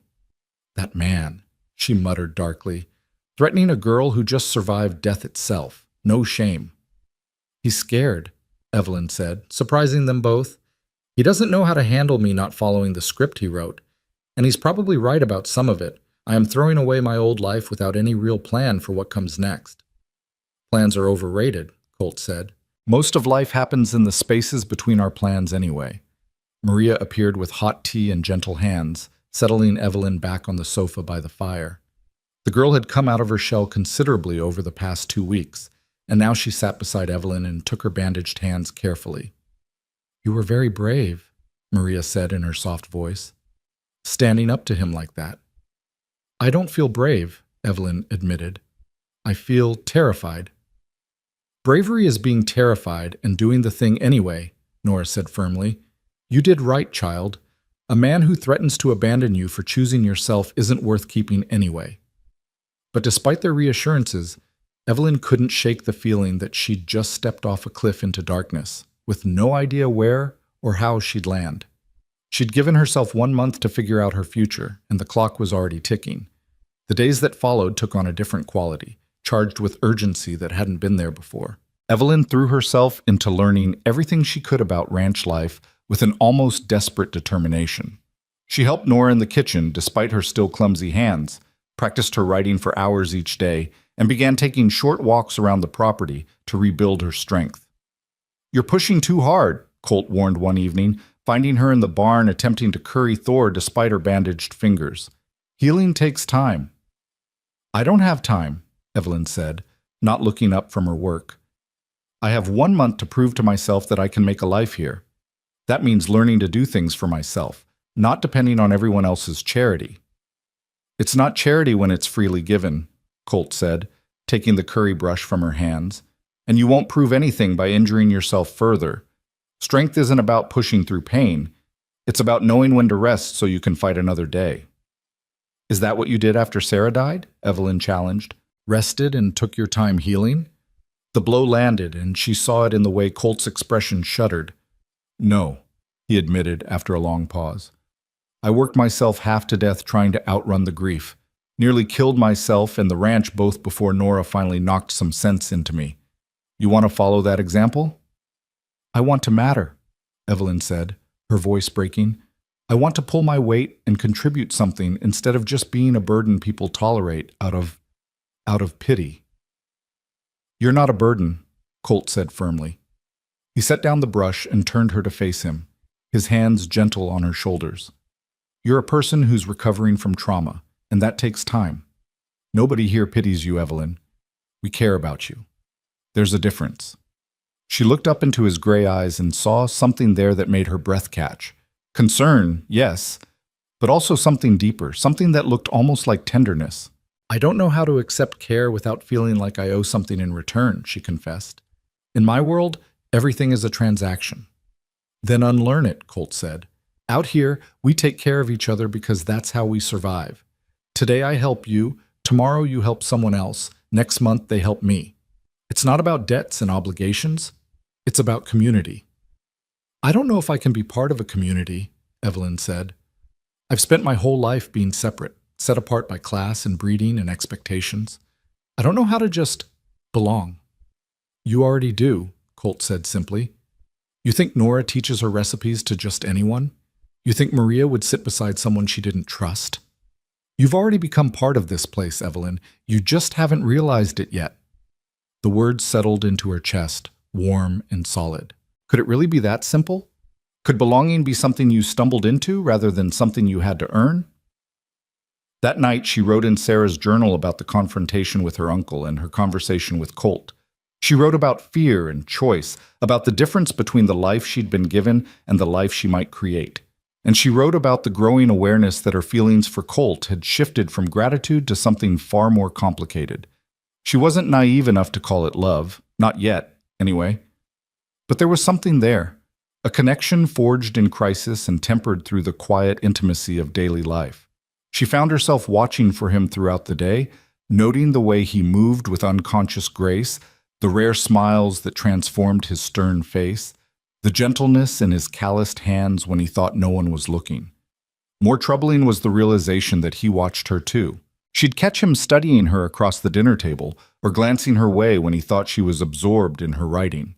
And sometimes, when their hands would brush passing a dish or their eyes would meet across the room, she'd feel a charge in the air between them that had nothing to do with gratitude or simple friendship. It was dangerous, this growing attachment.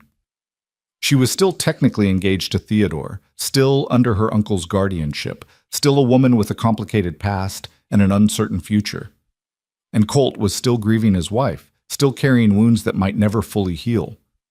Neither of them was in a position to act on whatever was building between them. But that didn't make it any less real. The turning point came 3 weeks after the crash, on a clear Sunday morning when Colt announced they'd be riding into Redemption Creek for church services. Evelyn panicked at first. She wasn't ready to face a town full of strangers, wasn't ready for the questions and judgment she knew would come. But Nora was firm.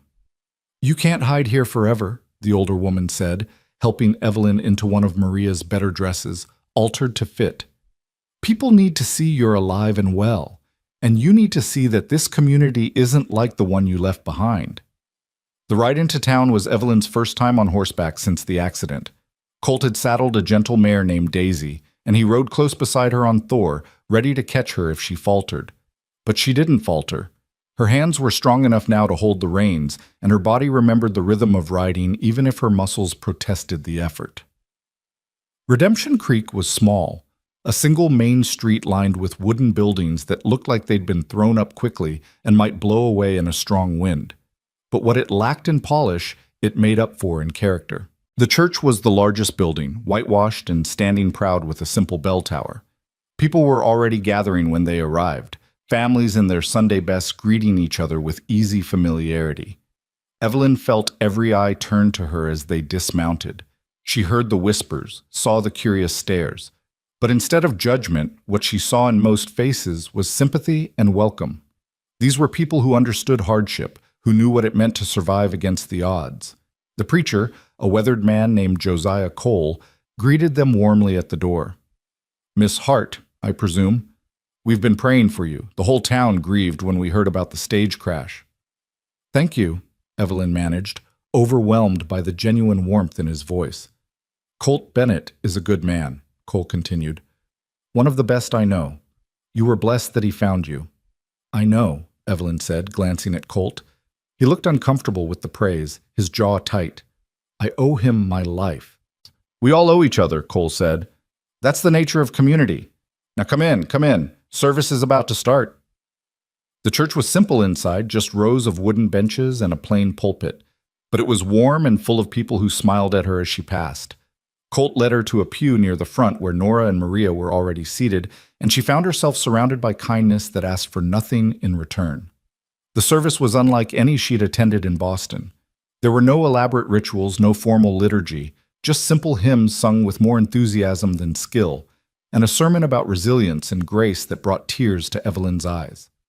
Cole spoke about surviving winter, both literal and metaphorical, and finding hope in unexpected places. "Sometimes," he said, his voice carrying through the small space, "God puts us through fire not to destroy us, but to burn away everything that isn't essential. And what's left, the core of who we really are, that's what matters. That's what endures." Evelyn felt those words settle into her bones. Wasn't that exactly what had happened to her? The stage crash had burned away her old life, leaving only the essential truth of who she was beneath all the social conditioning. And that truth, frightening as it was felt more real than anything she'd known before. After the service, people surrounded them with questions and well wishes. Mrs. Henderson, the schoolteacher who'd taken over after Sarah died, pressed a jar of honey into Evelyn's hands. "For healing," she said, "my grandmother's recipe." Old Doc Morrison, who'd examined Evelyn the week before, checked her bandages and pronounced himself satisfied with her progress. "You're tougher than you look, young lady. Most city folk wouldn't have lasted an hour in that storm." And on it went, person after person offering small kindnesses, sharing stories, making her feel like she belonged to something larger than herself. By the time they left, Evelyn felt exhausted but strangely buoyed. These people had accepted her without reservation, had welcomed her into their community simply because she needed welcoming. On the ride home, she voiced this to Colt. "They're so different from people in Boston. No one asked about my family connections or my prospects. They just cared." "That's because out here, what matters is what you do, not who you are," Colt said. "A person's worth is measured in character and effort, not bloodlines and bank accounts. It takes some getting used to if you're not raised to it." "I think I prefer it," Evelyn admitted. "It feels more honest somehow." "It is," Colt agreed. "But it's also harder in some ways. You can't coast on your name or your inheritance. Everything you get, you have to earn. Are you ready for that?" "I don't know," Evelyn said honestly, "but I want to try. I want to be someone who matters because of what I do, not what I was born into." Colt smiled, a real smile that reached his eyes. "Then you'll do just fine out here." That evening, gathered around the dinner table with Nora and Maria, Evelyn made a decision. "I want to learn to shoot," she announced, "and I want to learn to really ride, not just sit pretty on a horse, and I want to help with the ranch work, whatever that involves. If I'm going to stay here, if this is going to be my life, then I need to learn to do it properly." Nora and Maria exchanged glances. Colt set down his fork and studied her seriously. "That's a lot to take on. The work is hard and it doesn't get easier just because you want it to." "I know," Evelyn said, "but I'm done being helpless. I'm done letting fear or propriety or other people's expectations stop me from becoming who I need to be." She met Colt's eyes steadily. "Will you teach me?" For a long moment, he said nothing. Then, slowly, he nodded. "Yeah, I'll teach you. But you follow my instructions exactly. No arguments. Deal?" "Deal," Evelyn agreed. "Then we start tomorrow," Colt said. "And I'm warning you now, you're going to hate me by the end of the first week." "I'll risk it," Evelyn said, and meant it. She had 1 month to prove to herself that she could build a life here. 1 month to become someone who could survive and thrive in this hard, beautiful land. 1 month to figure out if the feelings growing between her and Colt were real or just the result of proximity and shared trauma. It wasn't much time, but then again, her entire world had changed in a single night of snow and terror. Maybe a month was enough to change it again, this time on her own terms. True to his word, Colt woke Evelyn before dawn the next morning. She stumbled from her makeshift bed on the sofa, her body still heavy with sleep, to find him already dressed and waiting by the door with 2 cups of steaming coffee. "Ranching starts early," he said, handing her one of the cups. "Animals don't care if you're tired or sore. They need tending regardless." Evelyn wrapped her hands around the warm ceramic, grateful for both the heat and the bitter caffeine. Outside the window, the world was still dark, stars fading as the first gray hints of dawn touched the eastern sky. "What do we do first?" "First, you learn to feed livestock without getting trampled. Then we'll work on your riding. After that, if you're not too exhausted, I'll teach you basic marksmanship." He studied her carefully. "You can back out any time. No shame in admitting this life isn't for you." "I'm not backing out," Evelyn said firmly, though her stomach churned with nervousness. "I told you, I'm done being helpless." The next hours passed in a blur of activity that left Evelyn breathless and aching. Colt showed her how to distribute hay to the horses, how to check their hooves for stones, how to read their body language for signs of illness or distress. He taught her the difference between good feed and moldy grain, explained the delicate balance of keeping animals healthy through winter, and demonstrated a dozen small tasks that seemed simple until she tried them herself. Her bandaged hands made everything harder. The pitchfork was heavy and awkward, and she could barely grip it properly. Twice she dropped hay bales she was trying to move. When she attempted to lift a water bucket, it sloshed over her boots, soaking them through. "Stop," Colt said after watching her struggle with the third bucket. "You're trying too hard. Let the tool do the work, not your arms." He positioned himself behind her, his hands covering hers on the bucket handle. "Feel that? You're tensing every muscle. Relax. Use your legs and back, not just your grip." Evelyn was acutely aware of his closeness, the warmth of his body against her back, his breath stirring her hair. She forced herself to focus on the task, following his instructions until the bucket moved more smoothly. When he stepped away, she felt oddly bereft. "Better," he said, his voice neutral. "Now do it 10 more times until it becomes second nature." By the time they finished the morning chores, Evelyn's arms trembled with exhaustion and her hands screamed in protest beneath their bandages. But she'd done it, completed every task Colt set her without complaint or quitting. It was a small victory, but it felt monumental. "You did good," Colt said as they walked back toward the house for breakfast. "Most people give up after the first hour, but you've got grit, I'll give you that." "Is that a compliment?" Evelyn asked, too tired to hide her smile. "It's the truth. Grit matters more than anything else out here. Talent, education, breeding, none of that means much when you're facing down a blizzard or a broke fence line. But grit? That'll keep you alive when nothing else will." Nora had breakfast waiting, eggs and bacon and biscuits that melted on the tongue. Evelyn devoured her plate with unladylike enthusiasm, suddenly ravenous in a way she'd never experienced in Boston. Physical labor, she was discovering, created an honest hunger that fancy dinners could never satisfy. After breakfast, Colt took her to the paddock where Daisy waited, already saddled. "Today you learn to really ride, Chitich," he said. "Not that prissy side saddle nonsense they teach ladies back east. You're going to ride astride like you mean it." Evelyn's cheeks flushed. That's improper." "That's practical. You can't control a horse properly sitting sideways, and you can't help with ranch work if you're worried about showing your ankles." Colt's expression was challenging. "You said you wanted to learn to do things properly. This is how it's done out here.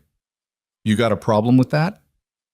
Evelyn thought of all the times she'd been told what was proper, what was acceptable, what ladies did and didn't do. She thought of the cage those rules had built around her, restricting her movements and her choices until she could barely breathe. Then she thought of the freedom she'd glimpsed in the past 3 weeks, the possibility of becoming someone new. "No," she said, lifting her chin. "No problem at all."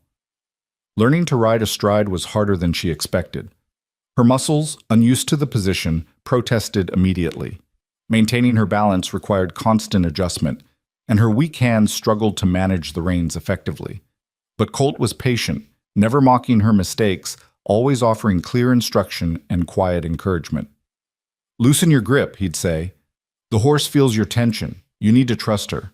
Or, "Don't fight the movement. Rock with it. Let yourself feel the rhythm." Hours passed. The sun climbed higher, warming the frozen landscape. Evelyn's thighs burned and her back ached, but gradually she began to understand what Colt meant about rhythm and trust. Daisy was a gentle teacher, patient with Evelyn's mistakes, and slowly, so slowly, Evelyn began to feel like they were moving together rather than fighting each other. "Good," Colt said, watching from Thor's back as Evelyn completed a circuit of the paddock at a steady trot. "You're getting it. Another week of this, and you'll be ready to ride fence lines with me." The praise warmed her more than the winter sun. She'd spent her life achieving things that earned approval, playing piano, speaking French, mastering the complex rules of etiquette, but none of those accomplishments had felt as satisfying as the simple validation that she was learning to survive. That afternoon, Colt set up targets in the empty field beyond the barn, old bottles and tin cans balanced on fence posts. He handed Evelyn a rifle, showing her how to check that it was loaded, how to sight down the barrel, how to breathe and squeeze rather than jerk the trigger. "Shooting is about patience and control," he explained. "You rush it, you miss. You get emotional, you miss. You have to find that quiet place inside yourself where nothing exists except you and the target." Evelyn's first shot went wildly astray, the recoil nearly knocking her backward. Her second wasn't much better. By the 10th attempt, her shoulder ached from the rifle's kick, and she'd yet to hit a single target. I'm terrible at this, she said, frustration bleeding into her voice.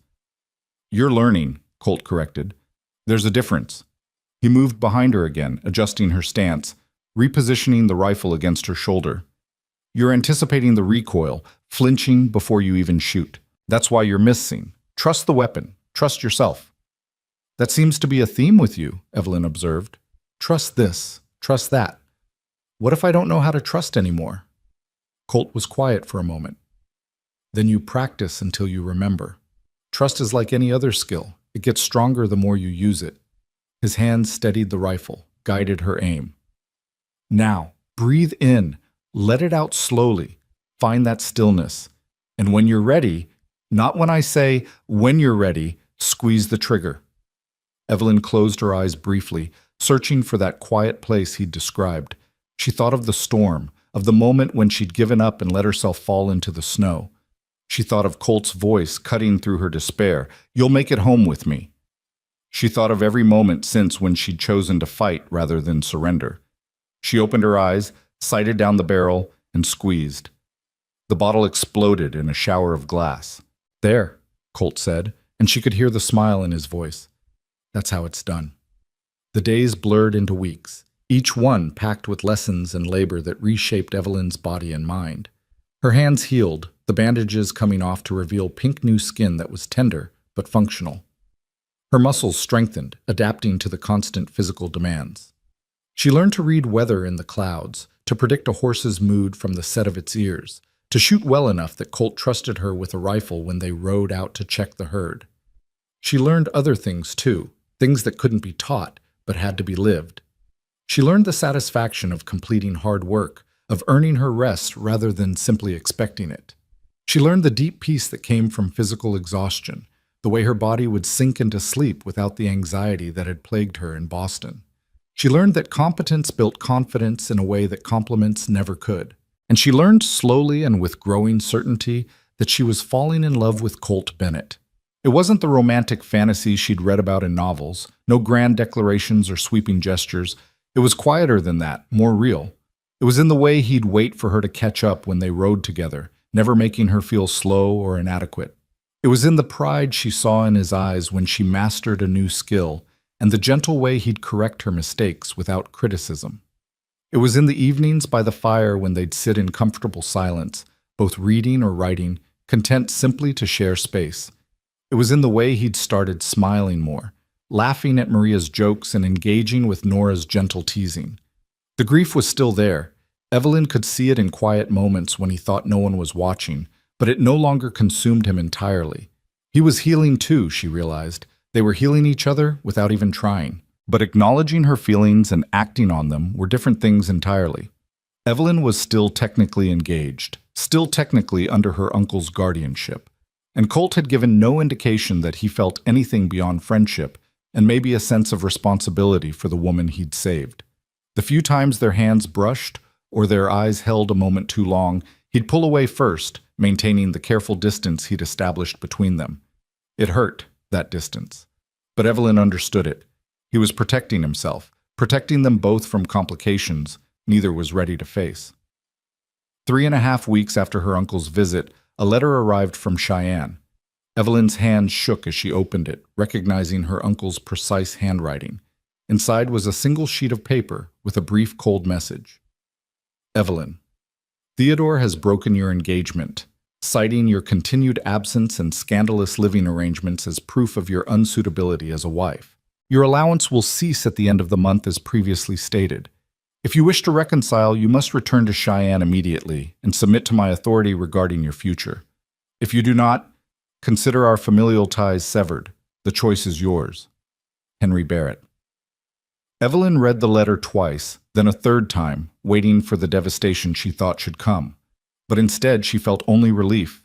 The last tie to her old life had been cut, leaving her free to choose her own path forward without guilt or obligation. Bad news? Colt asked, watching her face carefully. No, Evelyn said slowly, a smile spreading across her face. Actually, it might be the best news I've received in years.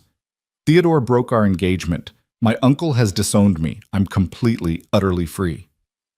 Free and broke, and Nora pointed out practically from her chair. Child, what will you do? It was the question Evelyn had been avoiding for weeks. What would she do? She had no money, no prospects, no family willing to take her in. She had learned to work, but she wasn't skilled enough yet to hire on as ranch help anywhere. The most sensible course would be to swallow her pride, return to Cheyenne, and beg her uncle's forgiveness. But the thought made her stomach turn. She'd rather starve than go back to that cage. I'll figure something out, she said with more confidence than she felt. Maybe I could work in Redemption Creek. Mrs. Henderson mentioned the school needs help, and I can read and write well enough to teach. Or you could stay here, Colt interrupted quietly. Everyone turned to look at him. He was staring into the fire, his jaw tight with tension. What? Evelyn breathed. You could stay here, Colt repeated, still not meeting her eyes. Help Nora with the house and the cooking. Continue learning ranch work. You pull your weight, more than pull it, actually. And you... He trailed off, seeming to struggle with his words. You fit here. It wouldn't be charity. It would be a job, same as Nora and Maria have. You'd earn your keep. Evelyn's heart hammered against her ribs. Colt, I can't ask you to... You're not asking. I'm offering. Finally, he looked at her, and the intensity in his gray eyes stole her breath. These past few weeks, having you here, it's changed things. Changed me. The house feels less empty. The work feels less like I'm just going through motions. You make me want to... He stopped abruptly, seeming to catch himself. Point is, I'd like you to stay, if you want to. The air in the room felt charged, heavy with everything neither of them was saying. Nora was watching them both with knowing eyes, a small smile playing at her lips. Maria had gone very still, her knitting forgotten in her lap. I want to, Evelyn said, her voice barely above a whisper. More than anything. But Colt, people will talk. A single woman living with a single man, no matter how many chaperones are present, it's not proper. It could damage your reputation in town. Let them talk, Colt said flatly. Anyone worth knowing won't judge, and anyone who judges isn't worth knowing. Besides, he paused, his jaw working. There's a way to make it proper, if you're willing. Evelyn's breath caught. What do you mean? Colt stood abruptly, crossed to where she sat, and dropped to one knee in front of her. His calloused hands took hers gently, carefully, like she was something precious that might break. Evelyn Hart, he said, his voice rough with emotion. I'm not good with pretty words, and I can't offer you the fancy life you were raised for. What I can offer is this ranch, this life, and a man who's done grieving what he lost and is ready to fight for what he's found. He took a shaky breath. I'm asking you to marry me. Not because it's proper or convenient, but because somewhere between pulling you from that snow and watching you learn to shoot, I fell in love with you. And I hope, you might feel the same. Tears spilled down Evelyn's cheeks, but she was smiling through them. You think right, she said, her voice breaking. I love you, Colt Bennett. I love your stubbornness and your kindness and the way you never gave up on me even when I'd given up on myself. She squeezed his hands. Yes. 1,000 times, yes. The kiss that followed was nothing like the chaste pecks Evelyn had received from Theodore during their formal courtship. This was real and raw and full of all the emotion they'd been holding back for weeks. Colt's hands came up to cup her face with a tenderness that made her ache, and she wound her arms around his neck, pulling him closer, wanting to memorize every detail of this moment. When they finally broke apart, both breathing hard, Nora was wiping tears from her eyes and Maria was grinning broadly. About time, Nora said. I was beginning to think you two would dance around each other forever. You knew? Evelyn asked, embarrassed. Child, everyone knew. The whole town has been taking bets on when Colt would finally work up the courage to propose. Nora stood, smoothing her apron. Now, we have a wedding to plan. Nothing fancy. We'll keep it simple, the way things are done out here. But Maria and I will make sure it's beautiful. When? Evelyn asked, looking up at Colt. Soon, he said firmly. I've waited 3 years to feel alive again. I'm not waiting any longer than necessary to make you my wife. They were married 2 weeks later in the same church where Evelyn had first felt welcomed into the community. The ceremony was simple but perfect. Evelyn wore a dress that Maria had sewn, pale blue like the sky over the mountains, and carried wildflowers that Colt had ridden to the high meadow to pick. Nora stood as her attendant, and the doctor from town stood up with Colt. The church was packed with people Evelyn had come to know over the past weeks, neighbors and friends who'd embraced her without reservation, who saw her not as a scandal or a burden, but simply as one of their own. Mrs. Henderson wept openly. Old Doc Morrison beamed with grandfatherly pride. The Henderson boys, who'd been teaching Evelyn to rope cattle, whooped enthusiastically when Preacher Cole pronounced them man and wife. The kiss Colt gave her sealed more than just their marriage vows. It sealed a promise that they would build something new together, something neither could have created alone. When they finally pulled apart, Evelyn saw tears tracking down Colt's weathered face. "Sarah would have liked you," he whispered against her hair. "She'd be happy I found you." "I wish I could have known her," Evelyn said honestly, "but I'll honor her memory by taking care of the man she loved and the home she built." The reception was held in the church hall, tables laden with food that the whole community had contributed. There was fiddle music and dancing, laughter and toasts, the kind of celebration that came from genuine joy rather than social obligation. Evelyn danced with Colt, with Doc Morrison, with half the men in town, her feet aching but her heart soaring. As the sun set, painting the sky in shades of pink and gold, Colt pulled her outside for a moment alone. They stood together on the church steps, looking out over the snow-covered landscape that had nearly killed her and had ultimately saved her.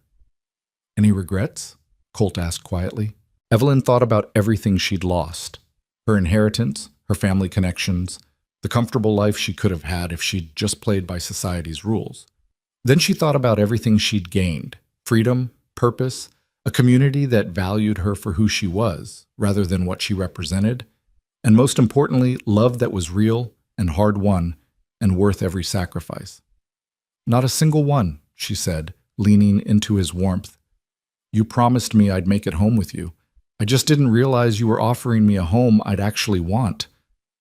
"Took me a while to realize it too," Colt admitted. "Spent 3 years thinking I'd never feel at home anywhere again. Then you stumbled into my life half frozen and stubborn as hell, and suddenly home was wherever you were." They stood there as darkness fell and stars began to emerge, the same stars that had witnessed Evelyn's desperate flight through the snow and her equally desperate choice to keep fighting. She thought about the woman she'd been then, terrified and trapped, and convinced her life was over. She thought about the woman she was now, strong and free, and just beginning to understand what life could be. "Thank you," she said softly, "for finding me, for giving me a reason to survive." "Thank you for surviving," Colt replied, "for choosing life when it would have been easier to give up, for choosing me when you could have gone back to your old world." "That was never a choice," Evelyn said. "That world was a beautiful prison. This—" She gestured to the vast wilderness around them, to the warm lights of the church behind them, to the man standing solid and steady at her side. "This is freedom." They returned to the ranch that night as husband and wife, Nora and Maria following in the wagon with wedding gifts and leftover food.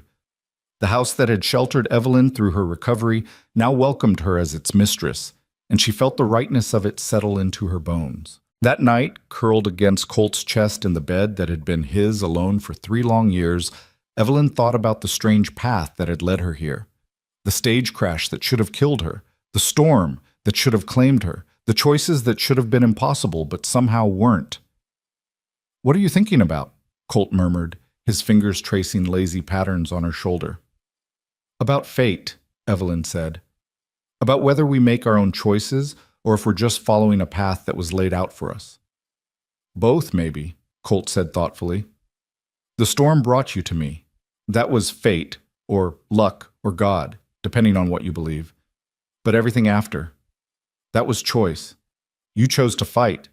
I chose to find you. We chose each other. That's not fate. That's courage." Evelyn turned in his arms to face him.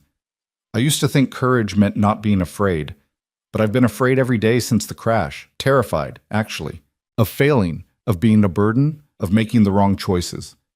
I'm still afraid sometimes." "That's what makes it courage," Colt said. "Doing the thing despite the fear.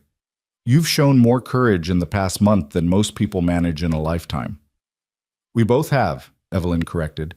It takes courage to love again after loss, to open your heart knowing it could break. Worth the risk, though, Colt said, pressing a kiss to her forehead. Every time. The months that followed were hard in ways Evelyn had never imagined. Winter deepened, bringing storms that trapped them inside for days at a time. She learned to endure cabin fever, to find peace in the forced stillness. She learned that ranch work was relentless and unforgiving, that animals needed care regardless of weather or exhaustion or personal comfort, but she also learned joy in its purest form. Joy in watching sunrise paint the mountains gold. Joy in the simple satisfaction of a meal she'd cooked herself with food she'd helped produce. Joy in falling asleep exhausted beside a man who loved her exactly as she was, without requiring her to be anything more or less. She continued writing in Sarah's journal, filling page after page with observations about her new life. Eventually, she began submitting pieces to newspapers in Cheyenne and Denver, writing under a pseudonym about frontier life and the women who chose it. To her surprise and delight, editors began accepting her work, then requesting more. The money wasn't much, but it was hers, earned through her own effort, belonging to no one but herself. You were right, she told Colt one evening, showing him her first payment, about finding that quiet place inside myself. I found it, and it turns out there are words there. Stories worth telling. I'm proud of you, Colt said simply, and the words warmed her more than any grand praise could have. Spring came eventually, as it always did, transforming the frozen landscape into something alive and green. The snow melted, revealing the earth beneath, and with it came a sense of renewal that felt almost symbolic. They rode together to the high meadow where Colt had picked Evelyn's wedding flowers, and stood at the place where a simple wooden cross marked Sarah's grave. Evelyn had feared this moment, worried she might feel like an interloper or a replacement, but standing there with Colt's hand warm in hers, she felt only gratitude. Gratitude to Sarah for loving this good man and teaching him how to love. Gratitude for the journal that had given Evelyn's voice somewhere to live. Gratitude for the home Sarah had built that now sheltered them both. Thank you, Evelyn whispered to the woman who'd never know her. For him, for everything. I'll take care of them both, the man and the dream, I promise. Later that spring, Nora announced that she and Maria would be moving into the small house on the southern edge of the property that Jose had built, but never finished. You two need your privacy, she said firmly when Evelyn protested. And Maria's getting old enough to need her own space. Besides, I'm not going far, just far enough to pretend I don't hear what I don't need to hear. Her meaning was clear, and Evelyn blushed scarlet while Colt tried unsuccessfully to hide his laughter. The house felt strange with just the two of them, larger somehow, and more intimately theirs. But it was a good strange, full of possibility. They talked about the future over breakfast, made plans over dinner, and discovered each other in the quiet hours between. By summer, Evelyn could ride as well as any ranch hand, shoot straight enough to bring down game for the table, and manage the household with efficient confidence. She'd published a dozen articles about frontier life and was working on something longer, a memoir perhaps, or a novel loosely based on her own experience. The words came easily now, flowing from a well that seemed bottomless. One evening in July, they rode together to the creek where Evelyn's stage had overturned. The wreckage had been cleared away, but you could still see the scar in the earth where it had happened. Evelyn dismounted and stood at the edge, looking down at the place where 5 people had died, and she had chosen to live. Do you think about them? Colt asked quietly. The others? Every day, Evelyn admitted. I wonder who they might have become if they'd lived. What dreams they had, what futures they were denied. And I wonder why I survived when they didn't. Maybe there's no answer to that, Colt said. Maybe it's just random chance, and trying to find meaning in it will drive you mad. Or maybe, Evelyn said slowly, maybe the meaning isn't in why I survived, but in what I do with the survival. Mrs. Patterson told me on the stage that she was traveling to see her daughter's new baby, that she'd almost canceled because of the weather, but decided life was too short to miss important moments. She turned to face Colt. She was right. Life is too short. So I'm going to live it fully, for myself and for them. I'm going to write their stories so they're not forgotten, and I'm going to build something beautiful with you, because that's the best way I know to honor the gift they unknowingly gave me. Colt pulled her close, holding her against his heart. "You're the strongest person I've ever known," he said. "Stronger than me, for certain." "No," Evelyn said. "We're strong together. That's the difference. Alone, we were both just surviving. Together, we're actually living."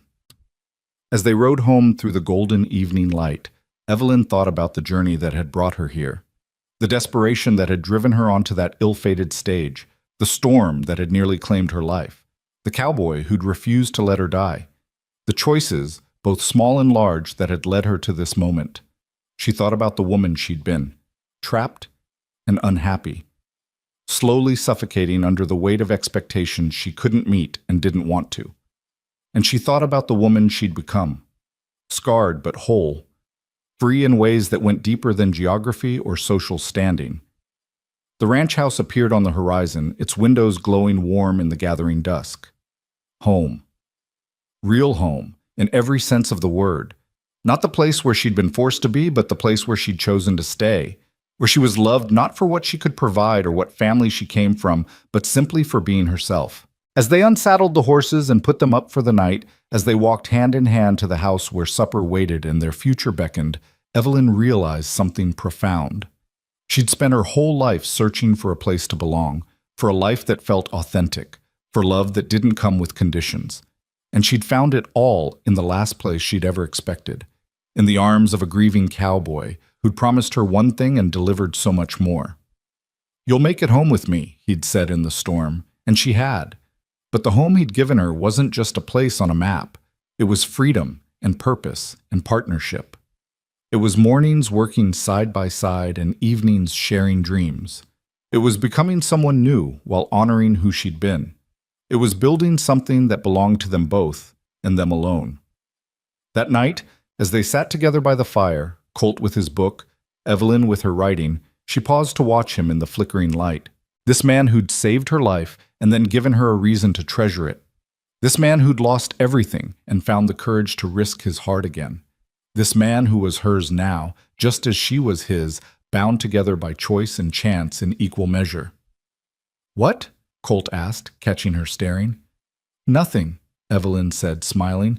"Just thinking how lucky I am." "We're both lucky," Colt corrected. "Luckiest damn people alive, if you ask me."